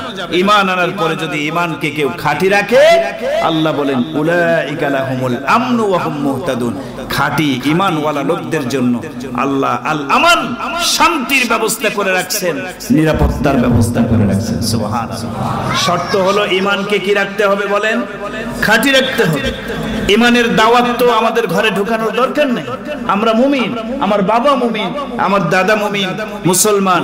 ঈমানের দাওয়াত আর ঘরে ঢুকাবার দরকার? ঈমান তো আছে। এখন আমাদের শান্তি লাভ করার জন্য এই ঈমানকে কি রাখতে হবে বলেন? খাঁটি রাখতে হবে। ভেজালের সাথে ঈমানকে মিশানো যাবে? আজকে আমাদের দেশে অনেক পীর সাহেব আছে, ভণ্ড পীর। এরা বলে তোমার সন্তান হয় না, আসো বাবার দরবারে, সেজদা দাও মাজারে, মান্নত করো মাজারে, বাঁশ দাও, গরু দাও, ছাগল দাও, বাবার নামে মান্নত করো, আসো বাবার কদমে সেজদা দাও, তোমার সন্তান অটোমেটিক হয়ে যাবে। নাউজুবিল্লাহ। ঈমান কি থাকলো না, চলে গেল? হ্যাঁ, ঈমান নষ্ট করার জন্য পায় তারা কোথায় হচ্ছে, ঠিক কি ঠিক? আজকে আটরশি, দেওয়ানবাগি, রাজারবাগি সহ যেই সমস্ত ভণ্ড পীরের আস্তানা বাংলাদেশে আছে, এরা চেষ্টা করছে মুমিন মুসলমানদের ঈমানের মধ্যে কিভাবে ভেজাল ঢুকানো যায়, ঠিক কি না? আমার প্রিয় ভাইয়েরা, এরা চেষ্টা করছে ঈমানের মধ্যে ভেজাল কিভাবে ঢুকানো যায়। আজকে ওরা বলে মুরিদ হও, নামাজ কালাম লাগবে না, বাবার মুরিদ হলে সোজা জান্নাতে বাবাই নিয়ে যাবে। নাউজুবিল্লাহ। আরে ভাই, নবীগণ নামাজ ছাড়া কেউ জান্নাতে যেতে পারবে না, ঠিক কি ঠিক না? নামাজ দরকার আছে না নাই? জান্নাতে যাওয়ার জন্য মুরিদ হলেই চলবে নাকি নামাজ কালাম লাগবে? ওই যে আরেকবার গান গাইছে না, এই নামাজ কলেমা কালামেরও ভাই দরকার নাই, আছে না একটা? ওইটা আবার দেখলাম মাফ চাইছে, মাফ চাইছে যে আমি ওটা ভুল করছি ভাই, আমারে মাফ করে দেন। আসলে এই ভণ্ডরা, এরা মানুষের ঈমান চুরি করার চেষ্টা করছে, ঠিক কি না? এই জন্য ভণ্ড পীরের মুরিদ হওয়া যাবে না, হক্কানি পীরের মুরিদ হতে হবে এবং সঠিকভাবে শরীয়তের বিধান মানতে হবে। সুবহানাল্লাহ। হক্কানি পীর আছে না নাই? হ্যাঁ, চরমনাই পীর। আলহামদুলিল্লাহ, আমাদের কুড়িগ্রামকে বলা হয় দ্বিতীয় চরমনাই। বলেন ঠিক কিনা? সারা বাংলাদেশে চরমনাইয়ের নামটা একটা এই ইউনিয়নের নাম হওয়া সত্ত্বেও সারা পৃথিবীতে চরমনাইয়ের নাম প্রচার হয়ে গেছে। আর আমাদের কুড়িগ্রাম এটা বাংলাদেশের মধ্যে কয় নম্বর চরমনাই? দ্বিতীয় চরমনাই বলা হয়। হক্কানি পীর পৃথিবীতে এখনো আছে, আর অনেক বহু হক্কানি পীর আছে। হক্কানি পীরদের সাথে সুসম্পর্ক রাখতে হবে, তাদের তরিকা মেনে সঠিকভাবে কোরআন সুন্নাহর উপরে আমল করতে হবে। আমল করার পর আপনি জান্নাতি। মুরিদ হয়ে গেলেন, বাস বসে থাকলেন, মাঝে মাঝে গেলেন, ওই ওরস হলো, ওরসে গেলেন, গিয়ে দুই একটা জিকির হু হু করে করলেন, আর আসলেন বলে আমি জান্নাত কামাই করে ফেলছি। জান্নাত তো দূরের কথা, জান্নাত থেকে 1000 বছরের রাস্তায় দূরে থাকবেন, ঠিক কি ঠিক? হ্যাঁ, ঈমান খাঁটি রাখতে হবে। এই ঈমানের মধ্যে ভেজাল ঢোকাবার বহু ষড়যন্ত্র করা হচ্ছে। খ্রিস্টান মিশনারিরা সেবার নামে প্রচার চালাচ্ছে, সেবার নামে ঘরের ভিতরে তাদের খ্রিস্ট ধর্ম প্রচার করে ঈমান নষ্ট করে দিচ্ছে। আজকে হিজবুত তাওহীদ, এটা একটা ঈমান বিধ্বংসী একটা দল। এরাও চাচ্ছে ঈমান আমল মানুষের জন্য ধ্বংস হয়ে যায়। এগুলির থেকে মুসলমান সাবধান থাকতে হবে। ঈমান আল্লাহ দিয়েছেন, ঈমানের যত্ন নিতে হবে। শিরক কুফর বিদআত থেকে দূরে থাকতে হবে। ঈমানকে যদি খাঁটি রাখতে পারি, তাহলে আমাদের পরিবারে শান্তি দিবেন কে? আরো জোরে বলেন কে? আল্লাহ বলেছেন আমিনু কামা আমানান নাস। সাহাবায়ে কেরাম যেভাবে ঈমান এনেছে, তোমাদের ঈমানকে মিলাও, সাহাবায়ে কেরামদের ঈমানের সাথে মিলাও। যদি সাহাবায়ে কেরামদের মতো ঈমান হয়ে যায়, তাহলে আসল সুখ আর শান্তি পেয়ে যাবে। সুবহানাল্লাহ বলেন। তাহলে 1 নম্বর কর্মসূচি জীবনটা সুখময় করার জন্য আপনার আমার ঈমানকে এখন কি রাখতে হবে? খাঁটি রাখতে হবে। নবীজি এই শান্তির বার্তা ঘরে ঘরে পৌঁছায় দিয়েছেন এবং আলহামদুলিল্লাহ আমাদের পর্যন্ত এই শান্তির বার্তা, ঈমানের বার্তা এসে পৌঁছেছে। জন্মসূত্রে আমরা ঈমান পেয়েছি আলহামদুলিল্লাহ। এখন এই ঈমানকে কি রাখতে হবে বলেন? আল্লাহ আমাদের সবাইকে মৃত্যুর আগ পর্যন্ত খাঁটি ঈমানদার হিসেবে কবুল করে নেন, বলেন আমিন। 2 নম্বর কর্মসূচি নবীজি দাওয়াত দিলেন, অনেক কষ্ট স্বীকার করলেন, দেশ ছাড়লেন, হিজরত করে মদিনায় আসলেন, ইসলাম প্রচার করলেন। 23 বছরে সাহাবায়ে কেরামদের বিরাট বড় একটা জামায়াত, প্রায় 1.25 লক্ষ সাহাবায়ে কেরামদের জামায়াত এই জাতিকে নবীজি উপহার দিয়ে চলে গেলেন। সুবহানাল্লাহ বলেন। তো সাহাবায়ে কেরামদের মধ্যে শান্তির একটা সমাজ গঠন হলো। নবীজি সর্বপ্রথম কর্মসূচি ঈমানের দাওয়াত পৌঁছায় দিলেন। এটা যখন শেষ হলো, সাহাবীদের একটা দল গঠন হলো। এবার রাসূলুল্লাহ সাল্লাল্লাহু আলাইহি সাল্লাম শান্তি প্রতিষ্ঠা করার জন্য 2 নম্বর আরেকটা কর্মসূচি হাতে নিয়েছে এবং ওই কর্মসূচিটা কি আমাদেরও জানা থাকা দরকার। এই কর্মসূচি আমাদেরকেও বাস্তবায়ন করার দরকার। রাজি আছি ইনশাআল্লাহ? আল্লাহ আমাদের সবাইকে কবুল করেন, বলেন আমিন। শান্তি প্রতিষ্ঠা করার জন্য 2 নম্বর কর্মসূচি নবীজি হাতে নিলেন। আল উখুওয়াত বাইনাল মুসলিমিন, মুমিন মুসলমানদের মাঝে পারস্পরিক সম্পর্ক, ঐক্য, সম্প্রীতি, ভালোবাসা, দুজন মুসলমানের মাঝে গভীর একটা সম্পর্ক কায়েম করার ব্যাপারে নবীজি একটা কর্মসূচি হাতে নিলেন এবং সাহাবায়ে কেরামদের মধ্যে নবীজি একটা ঐক্যবদ্ধ প্ল্যাটফর্ম তৈরি করলেন। সুবহানাল্লাহ। সাহাবায়ে কেরামদের মাঝে কোনো হিংসা ছিল না, কোনো বিদ্বেষ ছিল না। সাহাবায়ে কেরামদের মধ্যে ভ্রাতৃত্ববোধ ছিল, ভাই ভাই সুসম্পর্ক বিরাজ ছিল। আমার ভাইয়েরা, জীবন শান্তিময় হওয়ার জন্য এই ভ্রাতৃত্ববোধের কোনো বিকল্প নাই। আমরা সমাজে অনেকেই বসবাস করি। এখন সমাজের লোকদের মধ্যে যদি মিল মহাব্বত না থাকে, মারামারি কাটাকাটি হয়, সম্প্রীতি বন্ধন যদি না থাকে, বলেন তো জীবনটা সুখের হবে না কষ্টের হবে? কষ্টের। আপনি রাস্তা দিয়ে বের হলেন, রাস্তার মানুষ আপনাকে দেখতে পারে না, আপনার সাথে সম্পর্ক ভালো না, হ্যাঁ, সম্পর্ক নষ্ট করে ফেলছেন, তাহলে আপনার জীবনটা কেমন যেন অশান্তির জীবন হয়ে যাবে। সুখময় জীবন হওয়ার জন্য পরিবারের সবার মধ্যে মিল মহাব্বত থাকতে হবে, এলাকার মানুষের মধ্যে পারস্পরিক মহাব্বত, প্রেম, ভালোবাসা থাকতে হবে। এই ভ্রাতৃত্ববোধ, এটা হচ্ছে শান্তি প্রতিষ্ঠা করার জন্য 2 নম্বর কর্মসূচি। এবং নবীজি সাহাবায়ে কেরামদের মধ্যে এই ভ্রাতৃত্ববোধ 100 তৈরি করে তিনি বিদায় নিয়েছেন। সুবহানাল্লাহ। সাহাবায়ে কেরামদের মধ্যে পারস্পরিক মহাব্বতটা কেমন ছিল? আজকে তো এক মুসলমান আরেকজন মুসলমানের পিছনে ঘুতাঘুতি করে, কি বলেন ভাই, ঠিক না? হ্যাঁ, কিভাবে তাকে উপরের থেকে টেনে নিচে নামানো যায়, কিভাবে তাকে লাঞ্ছিত করা যায়, অপমানিত করা যায়, সেজন্য আমরা নীল নকশা আঁকতে থাকি। এটা মুমিন মুসলমানদের কাজ নয়। নবীজি সাল্লাল্লাহু আলাইহি সাল্লাম জীবন শান্তিময় করার জন্য 2 কর্মসূচি বাস্তবায়ন করেছেন। সমাজের সবার মধ্যে মিল মহাব্বত থাকতে হবে। কি রকম মিল মহাব্বত? নবীজি কোরআনের বাণী সাহাবায়ে কেরামদেরকে শোনায় দিলেন। হে সাহাবীরা, ইন্নামাল মুমিনুনা ইখওয়া, শুনে রাখো, আল্লাহ বলে দিয়েছেন পৃথিবীর সমস্ত মুমিন মুসলমান ভাই ভাই। সুবহানাল্লাহ। আয়াত শোনায় দিলেন নবীজি, সমস্ত মুসলমান ভাই ভাই। পৃথিবীর যে কোনো প্রান্তে কোনো মুসলমান থাকুক না কেন, সে আমার মুসলিম ভাই। কথা বলেন ঠিক কি ঠিক না? এই সুসম্পর্কটা তৈরি করে দিলেন কে? আল্লাহ। কোরআনের আয়াতের মাধ্যমে আল্লাহ বলে দিলেন, 2জন মুসলমানের মধ্যে কখনো অমিল থাকতে পারে না, দ্বন্দ্ব থাকতে পারে না।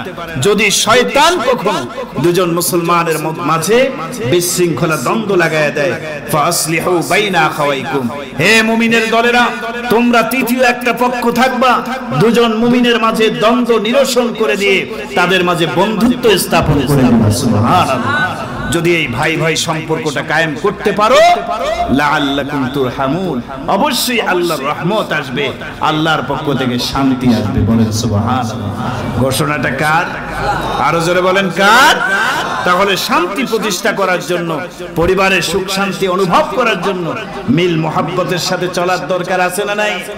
নবীজি সাল্লাল্লাহু আলাইহি সাল্লাম বলছেন, আল মুমিনু লিল মুমিনি কাল বুনিয়ান ইয়াশুদ্দু বাদুহু বাদ। পৃথিবীর মুমিন মুসলমান ওই এক বিল্ডিং এর মতো, একটা বিল্ডিং এর মধ্যে অনেকগুলো ইট থাকে, ইট একটার সাথে আরেকটা লেগে এভাবে এভাবে একটা দেয়াল তৈরি হয়, একটা বিল্ডিং তৈরি হয়। দুই ইটের মাঝে যে গভীর সম্পর্ক, হ্যাঁ, লাগানো একটা সম্পর্ক, মিল। মুমিন মুসলমানের মাঝে এরকম মিল থাকতে হবে, এরকম মহব্বত থাকতে হবে। আজকে এই মহব্বত আছে আমাদের মধ্যে? না, আমাদের মধ্যে এই মহব্বতটা নাই, আল্লাহর রহমত নাই, আর পরিবারে আল্লাহর পক্ষ থেকে শান্তিও উঠে গেছে। ভাই ভাই মারামারি, দ্বন্দ্ব, মিল নাই। বাবা সন্তানের মাঝে ফাসাদ, মিল নাই। শান্তি আসবে কোত্থেকে? শান্তি প্রতিষ্ঠা করার জন্য দ্বিতীয় নাম্বার কর্মসূচি ছিল ভ্রাতৃত্ববোধ প্রতিষ্ঠা করা, সুসম্পর্ক তৈরি করা। আজকে আমরা সেখান থেকে অনেক দূরে সরে এসেছি। আমরা যদি সাহাবায়ে কেরামদের জীবনের দিকে তাকাই, সাহাবায়ে কেরামদের মধ্যে দুজনের মাঝে মিল মহব্বতটা কেমন ছিল? কষ্ট হচ্ছে আপনাদের?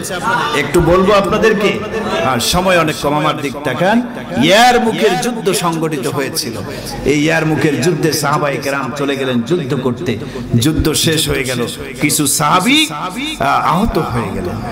তো ইয়ারমুকের যুদ্ধের দিন হযরত আবু হাজম রাদিয়াল্লাহু তাআলা আনহু বলেন, আমার চাচাতো ভাইকে আমি দেখলাম, আমার চাচাতো ভাই কাফেরদের আক্রমণের শিকার হয়ে পড়ে গেছে, জমিনে পড়ে গেছে, মৃত্যু শয্যায় শায়িত, মারা যাবেন, শহীদ হবেন। মৃত্যুর আগে তিনি পানি পানি বলে চিৎকার শুরু করে দিয়েছে, পানি পানি পানি। হযরত আবু হাজম রাদিয়াল্লাহু তাআলা আনহু বলেন, আমি একটা গ্লাসে করে পানি নিয়ে আমার চাচাতো ভাইয়ের সামনে যখনই চলে আসলাম, আমার চাচাতো ভাই পানিটা পান করার জন্য হাত বাড়ায় দিয়েছে, আমি পাত্রটা দিয়ে দেব তার কাছে। এমন তো মুহূর্তে পাশের আরেকজন মুজাহিদ, আরেকজন সাহাবীর কণ্ঠ থেকে পানি পানি বলে চিৎকারের আওয়াজ চলে আসলো। আমার ওই মৃত্যু শয্যায় শায়িত চাচাতো ভাই বললেন, ওরে ভাই, আমার পিপাসা মেটানোর কোনো দরকার নাই, এই মুহূর্তে আমার পানির প্রয়োজন আছে, ঠিক আছে, কিন্তু আমার পাশে আরেকজন সাহাবীও মনে হয় কষ্টে আছে, উনিও পানি পানি বলে চিৎকার করেছে, আমার কষ্টের চেয়ে মনে হয় আমার ওই ভাইয়ের কষ্টটা বেশি হচ্ছে, তুমি আমাকে পানি পান করানোর কোনো দরকার নাই, আমার ওই মুসলিম ভাইয়ের কাছে পানির গ্লাসটা পৌঁছায় দাও। হযরত আবু হাজম বলেন, আমি পানির পেয়ালাটা হাতে করে নিয়ে ওই দ্বিতীয় নম্বর সাহাবীর কাছে চলে আসি। আসার পরে তাকে পানির পাত্রটা যখন তার সামনে তুলে দেই, তিনি পানি পান করার জন্য হাতটা বাড়ায় দেয়। এই মুহূর্তে আবার আরেকজন মুজাহিদের কণ্ঠে পানি পানি বলে চিৎকারের আওয়াজ ভেসে আসলো।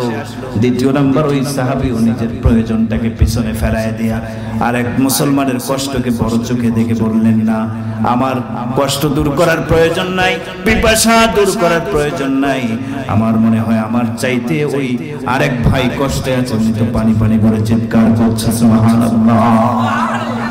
হযরত আবু হাজম বলে, আমি এক পাত্র পানি নিয়ে, একটা গ্লাসে পানি নিয়ে তৃতীয় আরেকজনের কাছে যখন যাই, গিয়ে দেখি ওই ভাই দুনিয়ার থেকে বিদায় নিয়ে চলে গেছেন, তিনি আর জীবিত নাই, শাহাদাত বরণ করেছেন, সুবহানাল্লাহ। হযরত আবু হাজম বলেন, আমি পানির পেয়ালাটা নিয়ে আবার দ্বিতীয় ব্যক্তির কাছে আসলাম, দেখি তাকে পান করানো যায় কিনা। এসে দেখি আল্লাহর বান্দাও দুনিয়াতে নাই, বিদায় নিয়ে চলে গেছে। তিনি বলেন, আমি আবার আমার চাচাতো ভাই প্রথম সাহাবীর কাছে যখন আসলাম, এসে দেখলাম আমার চাচাতো ভাইও দুনিয়াতে নাই, তিনিও পানি পানি বলে চিৎকার করতে করতে দুনিয়ার থেকে বিদায় নিয়ে চলে গেছেন, শাহাদাত বরণ করেছেন, সুবহানাল্লাহ। তিনি বলেন, এক গ্লাস পানি তিনজন সাহাবী পিপাসিত অবস্থায় মারা গেল, আমি কাউকে পান করাতে পারলাম না, সুবহানাল্লাহ বলেন। তার মানে কি বোঝা গেল? প্রত্যেকেই নিজের কষ্টের চেয়ে আর এক মুমিন মুসলমানের কষ্টকে অনেক বড় করে দেখছে, যে আমার দরকার নেই, আমার আরেক ভাই মনে হয় আমার চেয়ে আরো বেশি কষ্টে আছে, তার পানির প্রয়োজনটা বেশি, নিজের প্রয়োজনের চেয়ে আরেক ভাইয়ের প্রয়োজন পূরণ করার জন্য চেষ্টা করেছে সাহাবীদের জামাত, সুবহানাল্লাহ। আল্লাহ খুশি হয়ে সূরা হাশরের মধ্যে একটা আয়াত নাযিল করে দেন, ওয়া ইউসিরুনা আলা আনফুসিহিম ওয়ালাউ কানা বিহিম খাসাসা। সাহাবায়ে কেরাম যদিও নিজেরা ক্ষতিগ্রস্তের মধ্যে ছিল, সাহাবায়ে কেরাম যদিও নিজেরা প্রয়োজনের মধ্যে ছিল, কিন্তু নিজের প্রয়োজনের চাইতে তারা আরেকজনের প্রয়োজনকে প্রাধান্য দিয়েছে, আরেকজনের প্রয়োজনকে পূরণ করার চেষ্টা করত। এই গুণ বয়ান করেছেন আল্লাহ সাহাবীদের গুণ, সুবহানাল্লাহ বলেন। তো তো সাহাবায়ে কেরামদের মধ্যে পারস্পরিক মহব্বতটা ছিল কি ছিল না? আর একটা উদাহরণ দেব, কষ্ট হবে আপনাদের। এই মিল মহব্বত লাগবে, না হলে কোশ্চেন কালেও পরিবারে শান্তি আসবে না। যতদিন পর্যন্ত পরিবারের মধ্যে বাবা মা, সন্তান, ভাই এবং বোন, স্ত্রী, পরিবার পরিজনের সবার মধ্যে মিল মহব্বত না আসবে, ভ্রাতৃত্ববোধ তৈরি না হবে, ওই পরিবারে কোনোদিন শান্তি প্রতিষ্ঠা হতে পারে। আল্লাহ রাসূল সাল্লাল্লাহু আলাইহি ওয়াসাল্লাম মসজিদে নববীতে এমন তো অবস্থায়, বুখারীর হাদিস, আতান নবী সাল্লাল্লাহু আলাইহি ওয়াসাল্লাম রাজুলুন, আল্লাহর নবীর কাছে এক ব্যক্তি এসে, ফাকাল, সে বলল, এক লোক এসে বলল, গো আল্লাহর নবী, আসাবানি আল জুহদু, আমি অনেক কষ্টে আছি, ক্ষুধার্তের মধ্যে আছি এবং পিপাসার্ত অবস্থায় আছি, আমার পেটে কোনো খাবার নাই, আমি ক্ষুধার্ত, আমি পিপাসার্ত। নবীর কাছে আসছেন এক ব্যক্তি, অপরিচিত ব্যক্তি। তো রাসূলুল্লাহ সাল্লাল্লাহু আলাইহি ওয়াসাল্লাম তিনি এক সাহাবীকে পাঠালেন, যাও আমার ঘরে গিয়ে দেখো এই ব্যক্তি ক্ষুধা মিটানোর জন্য কোনো খাবারের ব্যবস্থা আছে কিনা। তো ওই সাহাবী রাসূলের ঘরে গেলেন, আম্মাজানদের কাছে গিয়ে বললেন যে খাবার আছে কিনা। ওনারা জানালেন যে না, আজকে পানি ছাড়া আমাদের ঘরে খাওয়ার মতো আর কোনো কিছু নেই। সুবহানাল্লাহ বলেন, সুবহানাল্লাহ। দেখেন সমস্ত নবীদের সরদার, তার ঘরের অবস্থাটা কেমন। আজকে যারা গরিব, আফসোসের কোনো কারণ নাই, আমাদের নবী নিজে গরিব ছিলেন, গরিবদেরকে ভালোবাসতেন। সুবহানাল্লাহ বলেন। মেহমান আসছে, ঘরে পানি ছাড়া কোনো খাবার ছিল না নবীর ঘরে। আল্লাহ, নবীজি সাল্লাল্লাহু আলাইহি ওয়াসাল্লাম তো চাইলে পৃথিবীর সবচেয়ে বড় ধনীদের মধ্যে একজন থাকতে পারতেন। কি বলেন, পারতেন কি বা? হ্যাঁ, আল্লাহ তাআলা বলেছেন, হে নবী, আপনি যদি চান আপনাকে সর্বশ্রেষ্ঠ ধনী বানায় দেব, উহুদ পাহাড়কে আমি স্বর্ণে রূপান্তরিত করে দেব আপনার জন্য। নবীজি সাল্লাল্লাহু আলাইহি ওয়াসাল্লাম বলেছেন, না, আমার এটার দরকার নেই, আমি চাই কিছুদিন খাবো, খেয়ে শুকরিয়া আদায় করব, যখন খাবার থাকবে না তখন ধৈর্য ধারণ করব, শুকরও করব, সবরও করব। সুবহানাল্লাহ বলেন। মুমিন মুসলমানের জীবনের অন্যতম একটা গুণ, শুকরিয়া আদায় করতে হবে, সবরও করতে হবে, ধৈর্য ধারণ করতে হবে। সাহাবী চলে আসলেন নবীর কাছে, এসে বললেন, ওগো আল্লাহর নবী, আপনার ঘরে তো মেহমানকে আপ্যায়ন করার মতো কিছুই নাই। তো রাসূল করিম সাল্লাল্লাহু আলাইহি ওয়াসাল্লাম সাহাবায়ে কেরামদেরকে বললেন, আলা রাজুলুন ইউযায়্যিফুহু হাযিহিল লাইলা, হে সাহাবায়ে কেরাম, আজকের এই রাতে আমার মেহমানকে, আমার নিজের মুহাম্মদ রাসূলুল্লাহর মেহমানকে আপ্যায়ন করানোর জন্য কে রাজি আছো? একটু তোমরা দাঁড়ায় যাও, কে রাজি আছো আমার মেহমানকে আপ্যায়ন করাবা? সুবহানাল্লাহ। সাহাবায়ে কেরামদের মধ্যে আবু তালহা রাদিয়াল্লাহু তাআলা আনহু, তিনি দাঁড়ায় গেলেন, বললেন, ওগো আল্লাহর নবী, আপনার মেহমানকে আপ্যায়ন করা এটা তো অনেক বড় সৌভাগ্যের কথা। সুবহানাল্লাহ। আমি রাজি, আমার কাছে দিয়ে দেন আপনার মেহমানকে, আমি ইনশাআল্লাহ আপ্যায়নের ব্যবস্থা করব। সুবহানাল্লাহ। রাসূলুল্লাহ সাল্লাল্লাহু আলাইহি ওয়াসাল্লাম আবু তালহার কাছে মেহমানকে দিয়ে দিলেন। আবু তালহা কোন সাহাবী? ওই মক্কার মধ্যে, মদিনার মধ্যে ধনী সাহাবীদের মধ্যে একজন সাহাবীর নাম হচ্ছে কি? আবু তালহা। ওনার অনেক বড় বড় খেজুরের বাগান ছিল, সবচেয়ে প্রিয় বাগানটা তিনি রাসূলুল্লাহ সাল্লাল্লাহু আলাইহি ওয়াসাল্লামকে দান করে দিয়েছেন। সুবহানাল্লাহ। তো আবু তালহা রাসূলের মেহমানকে সাথে করে নিয়ে বাড়ির দিকে রওনা হলেন। ওনার স্ত্রীর নাম ছিল উম্মে সুলাইম। কি নাম বলেন? উম্মে সুলাইম। আবু তালহা গিয়ে বাসার ভিতরে মেহমানকে বসালেন। উম্মে সুলাইম তার স্ত্রীর কাছে গিয়ে বললেন, স্ত্রী গো, অনেক দামি মেহমান নিয়ে আসছি, রাসূলের মেহমান। সুবহানাল্লাহ। সাধারণ কোনো মেহমান নয়, নবীর মেহমানকে আপ্যায়ন করাতে হবে। তো স্ত্রীও খুশি হয়ে গেলেন, তিনি শুকরিয়া আদায় করলেন যে রাসূলের মেহমান আজকে আমাদের ঘরে আসছে, এটা তো অনেক বড় খুশির খবর। সুবহানাল্লাহ। আমার ভাইয়েরা, মেহমান আসলে খুশি হওয়া দরকার, খুশি হওয়া দরকার। আমরা অনেক ক্ষেত্রে মেহমান আসলে একটু বেজার হয়ে যাই। এখন তো অবস্থা এমন আছে, মেহমান ঘরের দরজায় এসে ফোন দেয় আর বেচারা ফোন বন্ধ করে লুকায় থাকে। ঠিক কি ঠিক না? মেহমান যেন এসে আবার ফেরত যায়। আছে কিনা বলেন না? মেহমানদের আপ্যায়ন করাতে আমরা চাই না, কিন্তু না, মেহমান আল্লাহর পক্ষ থেকে আসে এবং মেহমান তার রিজিক নিয়ে আপনার কাছে আসে। আপনারটা খাবে না, তার রিজিক সে খাবে। সুবহানাল্লাহ। নবীজি বলেছেন, মান কানা ইউমিনু বিল্লাহি ওয়াল ইয়াউমিল আখির ফালইউকরিম যায়ফাহু, যার মধ্যে ঈমান আছে সে যেন মেহমানকে আপ্যায়ন করায়। মেহমানদারি করানো এটা মুমিনের আলামত, রাসূলের সুন্নাত। সুবহানাল্লাহ বলেন। তো মেহমান চলে আসছে, খুবই খুশি। হযরত আবু তালহা রাদিয়াল্লাহু তাআলা আনহু স্ত্রী উম্মে সুলাইমকে বললেন, স্ত্রী গো, খাবারের জন্য কি আছে? জলদি করো, মেহমান অনেক বড় ক্ষুধার্ত পিপাসার্ত, খাবার কি আছে ঘরে?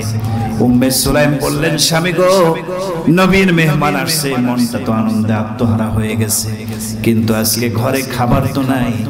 একটা শিশু বাচ্চার খাবার আছে, বাচ্চাকে খাওয়াই দিলে শেষ হয়ে যাবে। দুইজনের খাবারও নাই, একজনের খাবার ঘরে আছে।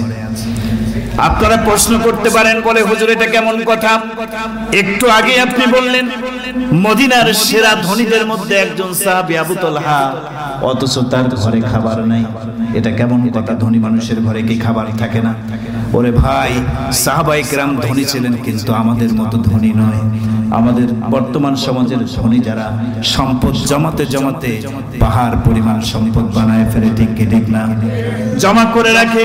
কিন্তু নবীর সাহাবীরাও ধনী ছিলেন, প্রয়োজনের অতিরিক্ত খাবার ঘরে রাখতেন না, যতটুকু প্রয়োজন ততটুকু রাখতেন। সুবহানাল্লাহ। তো উম্মে সুলাইম বলল, খাবারের মতো কিছু নেই, বাচ্চার সামান্য খাবার আছে, বাচ্চাকে খাওয়াই দিলে আর মেহমানকে খাওয়ানো যাবে না। হযরতে আবু তালহা বলেন, না, একজন মেহমান কষ্টে থাকবে, একজন মুসলিম মেহমান হিসেবে এসে কষ্টে থাকবে, এটা হতে পারে না। উম্মে সুলাইম রে, এক কাজ করো, বাচ্চাদেরকে না খাওয়ায়া ক্ষুধার্ত অবস্থায় তুমি ঘুম পাড়ানোর ব্যবস্থা করে দাও। সুবহানাল্লাহ। বাচ্চাদের আজকের রাতে খাবারের কোনো দরকার নাই। বাচ্চারা যদি খেতে চায়, চুলার মধ্যে পানি গরম করো, চুলার মধ্যে পানি গরম করো, বাচ্চাদেরকে এটা বুঝাও রান্না হচ্ছে, একটু পরেই তোমাদেরকে দেওয়া হবে, তোমরা ঘুমায় যাও। উম্মে সুলাইমকে আবু তালহা রাদিয়াল্লাহু তাআলা আনহু বললেন, বাচ্চার জন্য যতটুকু খাবার আছে মেহমানকে দিয়ে দাও। উম্মে সুলাইম খাবার প্রস্তুত করলেন। তিনি স্বামীকে ডেকে বললেন, স্বামী গো, শোনেন, একটা পরামর্শ আপনার সাথে আছে। খাবার যেহেতু একজনের, মেহমানকে খাওয়াই দিলে আপনিও তো খেতে পারবেন না, আবার আপনি যদি মেহমানের সাথে খেতে না বসেন, মেহমানও খেতে চাইবেন না, ঠিক কি ঠিক না? মেহমান আসছে ঘরে, আপনি যদি না খান, একাই মেহমানকে খাবার দেন, মেহমানের মনটা খুশি থাকবে। আপনিও যদি বসেন, আপনিও খান, মেহমানও খান, তাহলে মেহমান একটু ভালো করে খায়, ঠিক কি ঠিক না? তো উম্মে সুলাইম বলল যে, ওগো স্বামী, আপনি খাবেন না, সোজা কথা, খাবার অল্প, মেহমানকে খাওয়াতে হবে, বাকি আপনি যদি না বসেন এটাও খারাপ দেখায়, আপনিও খেতে বসবেন, দস্তরখানায় দুজনে খেতে বসবেন। বলে, তাহলে কিভাবে সম্ভব? দুজনে খেলে তো থাকবে না। উম্মে সুলাইম বুদ্ধিমতী নারী ছিলেন, তিনি বললেন, স্বামী গো, আপনারা যখন খাবার শুরু করবেন, হ্যাঁ, আমি লাইট বাতিটা বন্ধ করে দেব, যে কোনো ভাবেই হোক বাতিটা কি করে দেব? বন্ধ করে দেব। ওই যে তারকারাজির আলো, চাঁদের আলো ঘরের ভিতরে ঢুকতেছে, এটাই যথেষ্ট। আপনি মেহমানকে বলবেন, ভাই সমস্যা নাই, লাইটে হয়তো কোনো প্রবলেম হয়ে গেছে, অফ হয়ে গেছে, আপনি খাওয়া শুরু করেন, আমিও আপনার সাথে আছি। আপনি কিন্তু এক লোকমাও খাবেন না, মেহমান সবগুলো খাবে, আপনি শুধু হাত উঠাবেন, মুখে দিবেন, হাত নামাবেন, একটা লোকমা আপনি ভিতরে ঢুকাবেন না, সব মেহমানকে দিয়ে দিবেন। আল্লাহু আকবার বলেন। আল্লাহর নবীর সাহাবী হযরত আবু তালহা মেহমানের সামনে দস্তরখানা বিছায়া দিলেন, খাবারগুলো নিয়ে আসলেন, মেহমান সহ একসাথে খাবার খেতে বসলেন। আবু তালহা মেহমানকে বললেন, ভাই খাবার শুরু করেন, আমিও আপনার সাথে আছি। এমন তো মুহূর্তে বুদ্ধিমতী মহিলা, নবীর সাহাবী মহিলা, নারী সাহাবী উম্মে সুলাইম বাতিটা বন্ধ করে দিলেন। সাহাবী হযরত আবু তালহা বললেন, ভাই মেহমান আপনি খেতে থাকেন, ওই যে রাতের চাঁদের আলো আসতেছে, এটাই যথেষ্ট, হয়তো বাতির কোনো প্রবলেম হয়ে গেছে, নেমে গেছে, সমস্যা নেই, আপনি খেতে থাকেন, আমি আপনার সাথে আছি। কিন্তু ওই সাহাবী লোকমা নেওয়ার জন্য হাত উঠাচ্ছেন, নামাচ্ছেন, একটা খানাও তিনি খান নাই, সম্পূর্ণ খানা মেহমানকে খাওয়ায়া পরিতৃপ্ত করে দিয়েছে।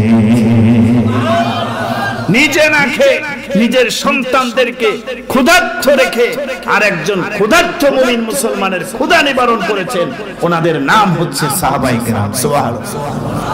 এই মহব্বত কি পরিমাণ ছিল, আরেকজনের ক্ষুধা নিবারণ করার জন্য নিজের সন্তান ছোট বাচ্চাকে না খাওয়ায়া মেহমানকে খাওয়াইছে। এই যে একটা দৃশ্য, এবং তার বুদ্ধিমতী স্ত্রী যে কৌশলটা অবলম্বন করলেন, এই কৌশল আল্লাহ তাআলা আরশে আজিম থেকে দেখে আল্লাহ খুশি হয়ে গিয়েছেন। সুবহানাল্লাহ। খাবার শেষ হয়ে গেল। আবু তালহা এবার মেহমানের জন্য সুন্দর আরামের বিছানার ব্যবস্থা করে দিয়েছেন। মেহমানকে বললেন, ভাই আপনি ঘুমায় পড়েন, ফজরের সময় আপনাকে ডাক দেওয়া হবে, আমরা মসজিদে নববীতে সালাত আদায় করতে যাব। আল্লাহর নবীর সাহাবী হযরত আবু তালহা ওনার পরিবার সহ না খেয়ে ক্ষুধার্ত অবস্থায় ঘুমায় পড়লেন। ফজরের আজান যখন দিয়ে দেওয়া হলো, কানে আজানের শব্দ আসার সাথে সাথে আবু তালহা রাদিয়াল্লাহু তাআলা আনহু উঠে গেলেন, মেহমানকে ডাকলেন, ওযু করে মসজিদের দিকে রওনা হলেন। বিশ্ব নবীজির ইমামতির মাধ্যমে সালাত আদায় করলেন নবীর পিছনে। সালাত আদায় করা শেষ হওয়ার পর নবীজি যখন সাহাবায়ে কেরামদের দিকে মুখ ফিরায় বসলেন, আবু তালহার দিকে যখন নবীর দৃষ্টিটা পড়ে গেছে, নবীজি মুস্কি মুস্কি হাসি শুরু করে দিলেন। আবু তালহাকে দেখে নবীজি মুস্কি মুস্কি হাসছে। এরপর নবীজি আবু তালহাকে কাছে ডাকলেন, দেখে বললেন, আবু তালহা, আজিবাল্লাহু সুবহানাহু ওয়া তাআলা আলা হিলাতি আবি তালহা ওয়া যাওজাতিহি। আবু তালহা, তুমি এবং তোমার স্ত্রীর যে অভিনব কৌশল, যে কৌশল অবলম্বন করে মেহমানকে আপ্যায়ন করে আসো, এই দৃশ্য স্বয়ং আল্লাহ রাব্বুল আলামিন আরশে আজিম থেকে দেখে আল্লাহ খুশি হয়ে গেছে। এ আবু তালহা, আল্লাহ যাদের উপরে খুশি, আমি নবী তাদের উপরে অখুশি থাকতে পারি না। তোমার এবং তোমার স্ত্রীর উপরে আমি নবীও খুশি হয়ে গেলাম, সাহাবীরা তোমরাও খুশি হয়ে যাও। সুবহানাল্লাহ জোরে বলেন। আমার প্রিয় ভাইয়েরা, দেখেন, একজন সাহাবী নিজের প্রয়োজনের চাইতে আরেকজনের প্রয়োজনটাকে অনেক বড় করে দেখলেন, ঠিক কি ঠিক না? ও মুমিন মুসলমান, কি মহব্বত ছিল সাহাবায়ে কেরামদের মধ্যে, কি মহব্বত! ওইদিকে যাওয়ার সময় নাই। এই মহব্বত তৈরি করতে হবে আমাদের মাঝেও একই সাথে উঠা বসা করি, সমাজের মানুষ বসবাস করি, কারো ধ্বংস কামনা কেউ কখনো করব না, ঠিক কি ঠিক না? প্রত্যেকেই এটাই চাইবো, আমি পারি নাই ওই মর্যাদায় যেতে আমার ভাই পারছেন, আল্লাহ যেন তাকে সারা জীবন ওই মর্যাদার অধিকারী বানায় রাখে, এটা কামনা করতে হবে। এই ভ্রাতৃত্ববোধ তৈরি করার জন্য বিশ্বনবী রাসূলুল্লাহ সাল্লাল্লাহু আলাইহি সাল্লাম কিছু করণীয় বিষয় সাহাবীদেরকে শিখাইছেন, আর কিছু বর্জনীয় বিষয় শিখাই দিয়েছেন, যেই জিনিসগুলো করলে মুমিনদের মাঝে সম্পর্ক বেড়ে যায়। আর কিছু বিষয় আছে মুমিনদের মধ্যে এগুলি থাকলে সম্পর্কগুলো নষ্ট হয়ে যায়। জানার দরকার আছে নি? আরো জোরে বলেন, আছে নি? সম্পর্ক বাড়বে। কিছু বিষয় আছে এগুলি আমাদের মধ্যে থাকলে বন্ধুত্ব আমাদের মাঝে বাড়বে, সম্প্রীতি মহব্বত তৈরি হবে। সুবহানাল্লাহ। আর কিছু বিষয় আছে যেগুলি আমাদের মধ্যে থাকলে মহব্বত নষ্ট হয়ে যাবে, সম্প্রীতি নষ্ট হয়ে যাবে। তার মধ্যে একটা হলো বদঅভ্যাস, হচ্ছে গীবত করা, একজন মুসলমানের অনুপস্থিতিতে তার দোষ চর্চা করা। আমাদের মধ্যে হয় কি না? চায়ের স্থলে যেখানেই মজমা বসে আরেকজনের গীবত শিকায়াত শুরু হয় সেখান থেকে, ঠিক না? এর মাধ্যমে সম্পর্ক নষ্ট হয়। আপনি একজন মুসলিম ভাইয়ের দোষ আরেকজনের সামনে আলোচনা করলেন, বললেন যে ওই ব্যক্তি তো এমন, তার সাথে আপনার ভালো একটা সম্পর্ক ছিল, কিন্তু আপনি তার দোষের কথা তার অনুপস্থিতিতে আরেকজনের কাছে যখন বললেন, ওই লোকটা যখন শুনবে যে আপনি তার দোষ আলোচনা করেছেন, শোনার পরে আপনার সাথে তার সম্পর্কটা বাড়বে না কমবে? দূরত্ব তৈরি হবে, সম্পর্ক নষ্ট হয়ে যাবে, ভ্রাতৃত্ববোধ এটা নষ্ট হয়ে যাবে। এই জন্য গীবত শিকায়াত মুমিন মুসলমান করা যাবে, একজনের অনুপস্থিতিতে আরেকজনের দোষ চর্চা করা যাবে। আরেকটা কারণ হচ্ছে খারাপ ধারণা করে মন্তব্য করা, এটা হারাম। আল্লাহ কোরআনে বলছেন, ইয়া আইয়ুহাল্লাযীনা আমানু জতানিবু কাসীরাম মিনাজ যান্নি ইন্না বা'দাজ যান্নি ইসম। হে মুমিন মুসলমান, তোমরা বেশি বেশি ধারণা করে কথা বলা থেকে বিরত থাকো, কারণ অনেক ক্ষেত্রে ধারণা করে কথা বললে সেটা হবে ইসমুন, গুনাহ, কবিরা গুনাহ হয়ে যায়। আপনি একজন মুসলমান ভালো, কিন্তু হুদাহুদি খারাপ ধারণা করে তার ব্যাপারে একটা অপবাদ ছড়ায় দিলেন, তো ওই লোকটা যখন শুনবে আপনি তার ব্যাপারে খারাপ মন্তব্য করেছেন, তখন আপনার সাথে তার সম্পর্ক থাকবে না, ভাঙবে? এভাবেই তো সম্পর্কগুলো নষ্ট হয়ে যায়। ও মুমিন মুসলমান, হিংসা যদি আমাদের মধ্যে থাকে, আরেকজনের ভালো সহ্য করতে না পারি, তাহলেও সম্পর্ক নষ্ট হয়ে যায়। এই বিষয়গুলি আমাদের মধ্যে রাখা যাবে, রাখতে হবে। যেই জিনিস সেটার মধ্যে এক নম্বরের হলো সালাম। দুজনের মাঝে মহব্বত সৃষ্টি করে একটা জিনিস, সেটা হচ্ছে সালাম। সুবহানাল্লাহ বলেন। নবীজি হাদিস শরীফের মধ্যে বলেছেন, লা তাদখুলুনাল জান্নাহ হাত্তা তুমিনু, তোমরা জান্নাতে প্রবেশ করতে কখনোই পারবে না যতক্ষণ পর্যন্ত তোমরা মুমিন না হও। আর মুমিন হতে পারবে না যতক্ষণ পর্যন্ত পরস্পরে ভালোবাসা সম্প্রীতি তৈরি করবে না। পারস্পরিক মিল মহাব্বত যতদিন তৈরি হবে না, তোমরা মুমিন হতে পারবে না। নবীজি বললেন, আমি কি তোমাদেরকে এমন একটা আমলের কথা বলবো যে আমলটা করলে তোমাদের পারস্পরিক মহাব্বত বৃদ্ধি পাবে? সাহাবায়ে কেরাম বললেন, হ্যাঁ, আপনি ওই আমলটার কথা বলে দেন যে আমলটা করলে আমাদের মহাব্বত বৃদ্ধি পাবে। নবীজি বললেন, আফশুস সালাম বাইনাকুম, তোমাদের মধ্যে সালামের ব্যাপক প্রচলন ঘটাও। সালাম দাও, বেশি বেশি সালাম দাও। যে শত্রু তাকেও সালাম দাও, যে বন্ধু তাকেও সালাম দাও। নিজে সালাম দিলে চলবে না, আপনার পরিবারের মধ্যে সালামের নিয়মটা চালু করেন। আফশুস সালামের অর্থ হলো সালামের প্রচার করেন, সালামের প্রচলন ঘটান। পরিবারের মধ্যে যেন এমন অবস্থা হয়ে যায়, বাবা সন্তানকে দেখে বাবা সালাম দেয়, সন্তান বাবাকে দেখে সালাম দেয়, স্বামী স্ত্রীকে সালাম দেয়, স্ত্রী স্বামীকে সালাম দেয়, এক ভাই আরেক ভাইকে দেখে সালাম দেয়, ভাতিজা চাচাকে দেখে সালাম দেয়, বোন ভাইকে দেখে সালাম দেয়। এই সালামের প্রচলন যদি হয়ে যায়, আল্লাহর কসম করে বলি, সালামের মাধ্যমে হিংসা দূর হবে, অহংকার দূর হবে, শত্রুতা ধ্বংস হবে, বন্ধুত্ব স্থাপন হয়ে যাবে। সুবহানাল্লাহ। রাসূলের কথা মিথ্যা হতে পারে? হ্যাঁ, ভ্রাতৃত্ববোধ রক্ষা করার জন্য পরস্পরে একজন আর একজনের কল্যাণকামী হতে হবে। আল্লাহ রাব্বুল আলামিন আমাদের সবার মাঝে এই ভ্রাতৃত্ববোধ তৈরি করে দেন, বলেন আমিন। নবীজি সাহাবীদেরকে রেখে গেছে, সাহাবায়ে কেরামদের মধ্যে মিল মহব্বতটা ছিল, কিন্তু কালের পরিক্রমায় আমরা দূরে এসে পড়েছি, ছিটকে পড়েছি। একটা যুগে ১৫০০ বছর পরে আমাদের মধ্যে আর ওই আগের মতো মহব্বতটা নাই। আল্লাহ আবার মুমিন মুসলমানদের মধ্যে মিল মহব্বত তৈরি করে দেন, বলেন আমিন। আজকে যদি সারা পৃথিবীর সমস্ত মুসলমানগণ এক কাতারে আমরা আসতে পারি, পৃথিবীর কোন শক্তি নাই মুসলমানদেরকে ঠেকানোর, ঠিক কি ঠিক না? কিন্তু আফসোস, একদল মার খায় আর একদল ফুটবল খেলে। কি বলেন ভাই, ঠিক না? একদল মার খায় আর একজন ক্রিকেট খেলা নিয়ে ব্যস্ত, আর একজন খেল তামাশা নিয়ে ব্যস্ত। আমাদের অবস্থা এমন হয়ে গেছে। আল্লাহ রাব্বুল আলামিন আমাদেরকে আবার মিল মহব্বতের মধ্যে আসার মতো তৌফিক দান।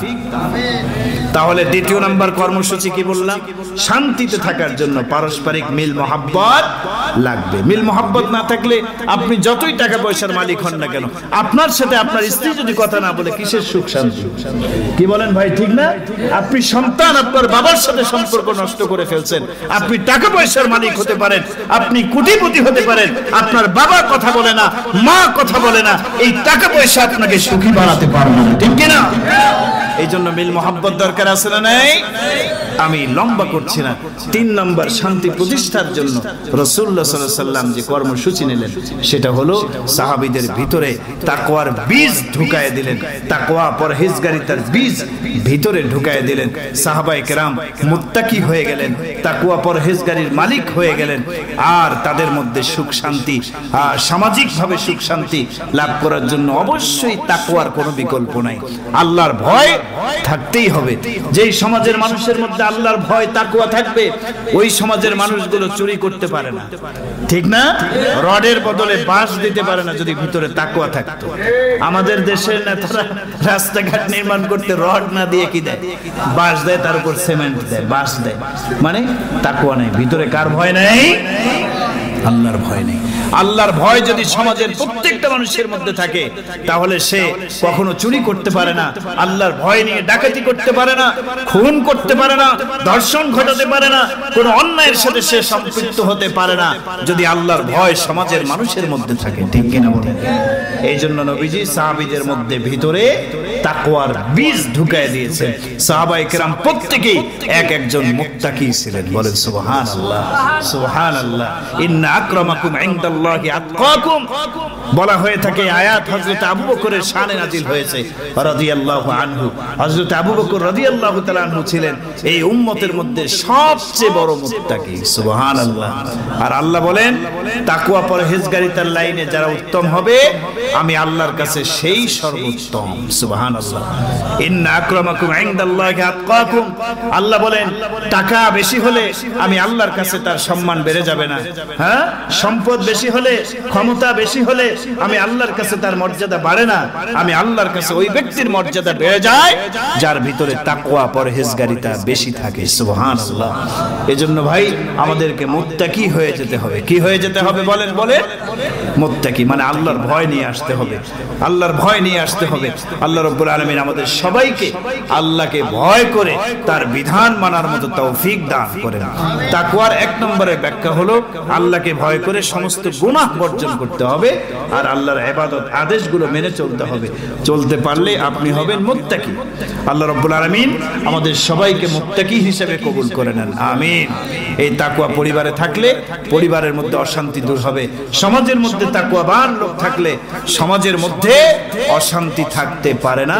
সুখ শান্তি সমৃদ্ধশালী হবে সেই সমাজের মানুষগুলো। ঠিক কিনা বলেন?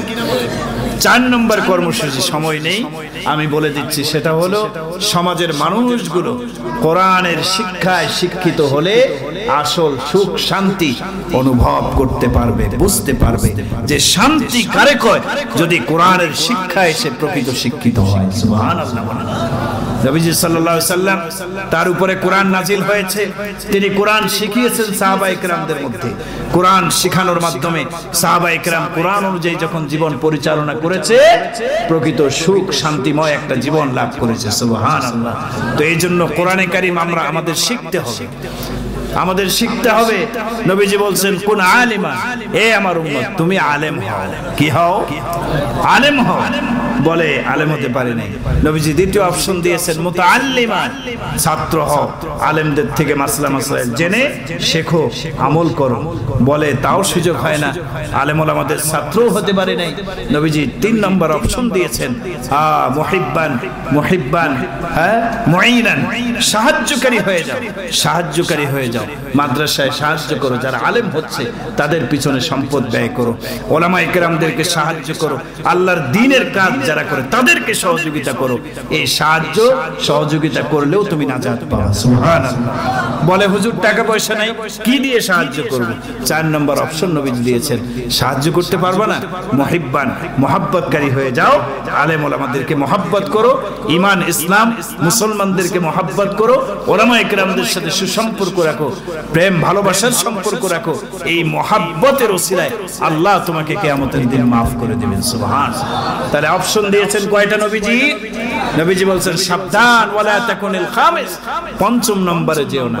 আলেমও হতে পারো নাই, আলেমের ছাত্রও হতে পারো নাই, সাহায্যও করো না, মহব্বতও করো না, উল্টা আলেম ওলামাদের সাথে সম্পর্ক খারাপ করে ফেলছো, মাদ্রাসা মসজিদ ওয়ালাদের সাথে সম্পর্ক খারাপ করে ফেলছো। এরকম যদি হয়ে যাও ফাতাহলিক, তাহলে নিশ্চিত জেনে রাখো হে আমার উম্মত তুমি ধ্বংস হয়ে যাবে, তুমি ধ্বংস হয়ে যাবে। বলে নাউযুবিল্লাহ। তাহলে সুখ শান্তি লাভ করার জন্য আমাদেরকে দ্বীনি শিক্ষায় শিক্ষিত হতে হবে। আমরা অনেকে পারি নাই, কিন্তু আল্লাহ আমাদেরকে সন্তান নামক নেয়ামত দান করেছেন। কি বলেন ভাই, দান করেছেন কিনা? অনেকের ছোট্ট বাচ্চা এখনো আছে। আপনি চাইলে, আপনি তো আলেম হতে পারেন নাই, আপনার সন্তানকে আলেম বানান, দ্বীনি শিক্ষায় শিক্ষিত করেন। পারবো না ইনশাআল্লাহ? হ্যাঁ, নিয়ত করা যায় না আমার একটা সন্তানকে হলেও আমি মাদ্রাসায় দেব, তাকে দ্বীনি শিক্ষায় শিক্ষিত করে কোরআনের হাফেজ বানাবো, আলেম বানাবো। যদি পারেন দেখবেন আপনার ফ্যামিলিতে যদি একটা ছেলে আলেম হয়, এই একটা ছেলে আলেম হওয়ার কারণে পুরা পরিবারের মধ্যে দেখবেন যে একটা সুখ শান্তি বিরাজ করছে। এটা পরীক্ষিত ব্যাপার, এটা বানিয়ে কোনো কথা বলছি না। কারণ কোরআন কারীম, এটার নাম কি জানেন? কোরআনে কারীমের ব্যাপারে আল্লাহ বলছেন, হে মুমিন মুসলমান, ইয়া আইয়ুহান নাস ক্বাদ জাআতকুম মাউইযা, তোমাদের কাছে মাউইযা উপদেশ বাণী এসেছে। কোরআনের একটা নাম হলো, কোরআন হলো মাউইযা, ওয়াজ নসিহতের বাণী, উপদেশ বাণী।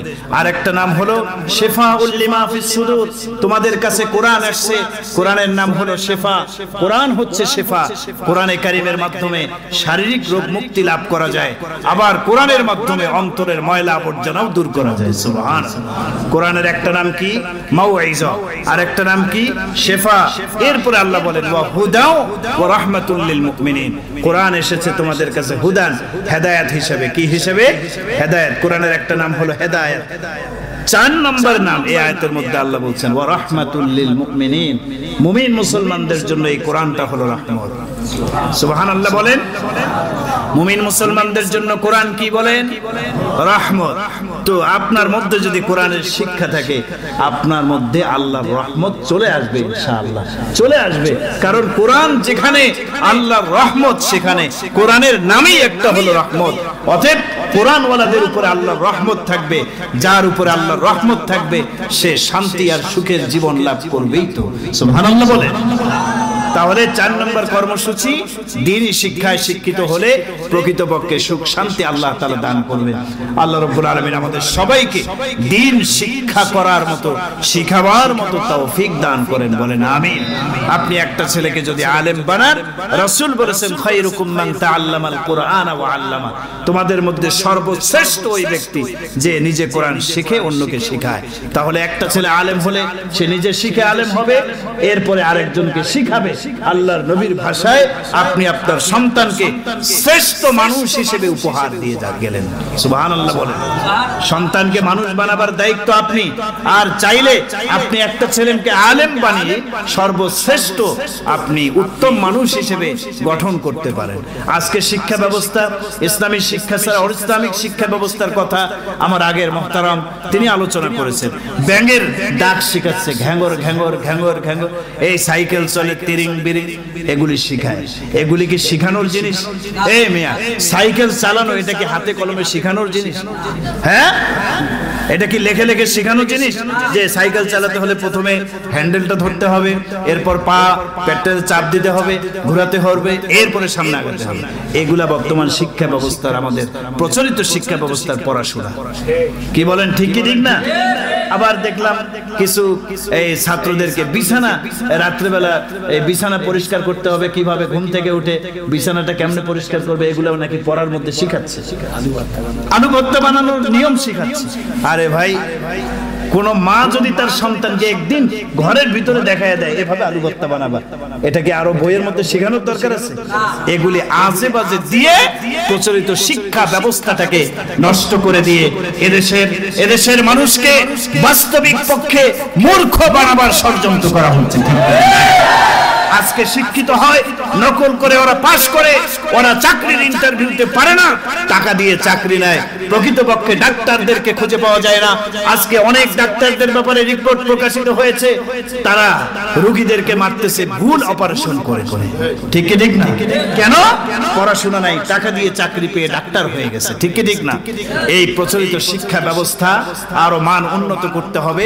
আমরা চাই মান উন্নয়ন করা হোক। আমি আপনাদেরকে বলতে চাই, আপনার ছেলেকে মাদ্রাসায় দেন, এখানে বাংলা, অঙ্ক, ইংরেজি পর্যন্ত শেখানো হয়। হাফেজ বানান, এরপরে ডাক্তার, মাস্টার, ইঞ্জিনিয়ার আপনি বানান, কোনো আপত্তি নাই। কোরআনের নূর যদি ভিতরে ঢুকাতে পারে, কোরআনের নূরে জীবনটা তার সুন্দর হবে। আল্লাহ তাআলা আমাদের সকলকে, সন্তানদেরকে কোরআনের শিক্ষায় শিক্ষিত করার মতো তৌফিক দান করেন। আমার প্রিয় ভাইরা, আমার মূল আলোচনাটা কিন্তু শেষ। আমি আলোচনা শুরু করেছিলাম আমাদের জীবন সুখময় জীবন হবে কিভাবে। আল্লাহ তো ঘোষণা করেছেন ফালানুহিয়ান্নাহু হায়াতান তাইয়্যিবা, মুমিনদেরকে আমি পরিপূর্ণ সুখময় জীবন দান করব। আমরা তো অশান্তিময় জীবন পার করছি। এর জবাব হলো রাসূল কারীম সাল্লাল্লাহু আলাইহি সাল্লাম কর্মসূচি যেগুলি দিয়েছে, আমরা ওই কর্মসূচি অনুযায়ী চলতে পারি নাই বিদায় মুমিন হওয়ার পর জীবন অশান্তির হয়ে গেছে। ঠিক কি ঠিক না? আজকে ঈমানি কর্মসূচি আমাদের মধ্যে নাই, মজবুত ঈমান নাই, দুর্বল ঈমানওয়ালা হয়ে গেছি। আজকে ভ্রাতৃত্ববোধের মাধ্যমে শান্তি আসার কথা, সেই ভ্রাতৃত্ববোধ মহাব্বত আমাদের পারস্পরিক নাই, শত্রুতায় পরিণত হয়ে গেছে সমাজের মানুষের মধ্যে। শান্তি কিভাবে আসবে? আজকে তাকওয়া পরহেজগারিতার মাধ্যমে শান্তি আসার কথা, অশান্তি দূর হওয়ার কথা। আল্লাহ তো কোরআনে বলছেন, ওয়ালাউ আন্না আহলাল কুরা আমানু ওয়াত্তাকাউ লাফাতাহনা আলাইহিম বারাকাতিম মিনাস সামাই ওয়াল আরদ। যদি কোনো এলাকার মানুষ তাকওয়াওয়ালা হয়, আল্লাহ বলেন আমি নিজ দায়িত্বে লাফাতাহনা আলাইহিম বারাকাতিম মিনাস সামা, আসমান জমিনের বরকতের সমস্ত দুয়ার ওই এলাকার মুত্তাকি মানুষের জন্য আমি খুলে দেব। তাহলে বরকত আসবে, রহমত আসবে, শান্তি আসবে তাকওয়ার মাধ্যমে। তাকওয়া আজকে আমাদের মধ্যে নাই।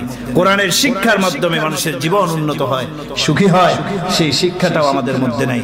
অতএব এই কর্মসূচিগুলো বাস্তবায়ন করতে হবে আমাদের জীবনে, তাহলে আমাদের জীবনটা হবে সুখী। আল্লাহ তাআলা আমাদের সবাইকে সুখী জীবন যাপন দান করেন, বলেন আমিন। আলহামদুলিল্লাহ, আজকের এই প্রোগ্রামটা মদিনাতুল উলুম এই মাদ্রাসাকে কেন্দ্র করে। আপনারা জানেন, আমার মনে হয় 2017 সালে একবার মাহফিলে এসেছি। হ্যাঁ, প্রথম মাহফিল ছিল ওইটা, অনেকের মনে আছে, আপনাদের মনে আছে তো? এরপরে যাই হোক, অনেকদিন পরে আজকের এই মাহফিল হলো। আলহামদুলিল্লাহ, ওই সময় মাদ্রাসা তো বিল্ডিং ছিল না, মনে হয় টিনের ঘর ছিল, কিন্তু আপনাদের সাহায্য সহযোগিতায় আলহামদুলিল্লাহ সুম্মা আলহামদুলিল্লাহ একটা প্রতিষ্ঠিত মাদ্রাসা হয়ে গিয়েছে। আলহামদুলিল্লাহ বলেন। এখানে ঘর হয়ে গেছে, ছাত্রদের আবাসনের ব্যবস্থা হয়ে গেছে। আলহামদুলিল্লাহ, এখন আপনাদেরকে আরেকটু জোর দিতে হবে, আরেকটু সহযোগিতা করতে হবে, যেন এখানে নুরানি এখন চালু আছে, নুরানি হেফজখানাটা চালু হয়, হেফজখানাটা চালু হয় পর্যায়ক্রমে, কওমি মাদ্রাসা এমনকি দাওরা হাদিস পর্যন্ত যেন মাদ্রাসাটা নিয়ে যেতে পারি, এই নিয়তটা অন্তত রাখতে হবে। রাজি আছেন ইনশাআল্লাহ? আল্লাহ আমাদের সে তৌফিক দান করুন। সাহায্য সহযোগিতার হাত একটু বাড়ায় দিতে হবে, একটু বাড়ায় দিতে হবে। রাসূল করিম সাল্লাল্লাহু আলাইহি ওয়াসাল্লাম বলছেন, ইন্নাস সাদাকা লা তুতফি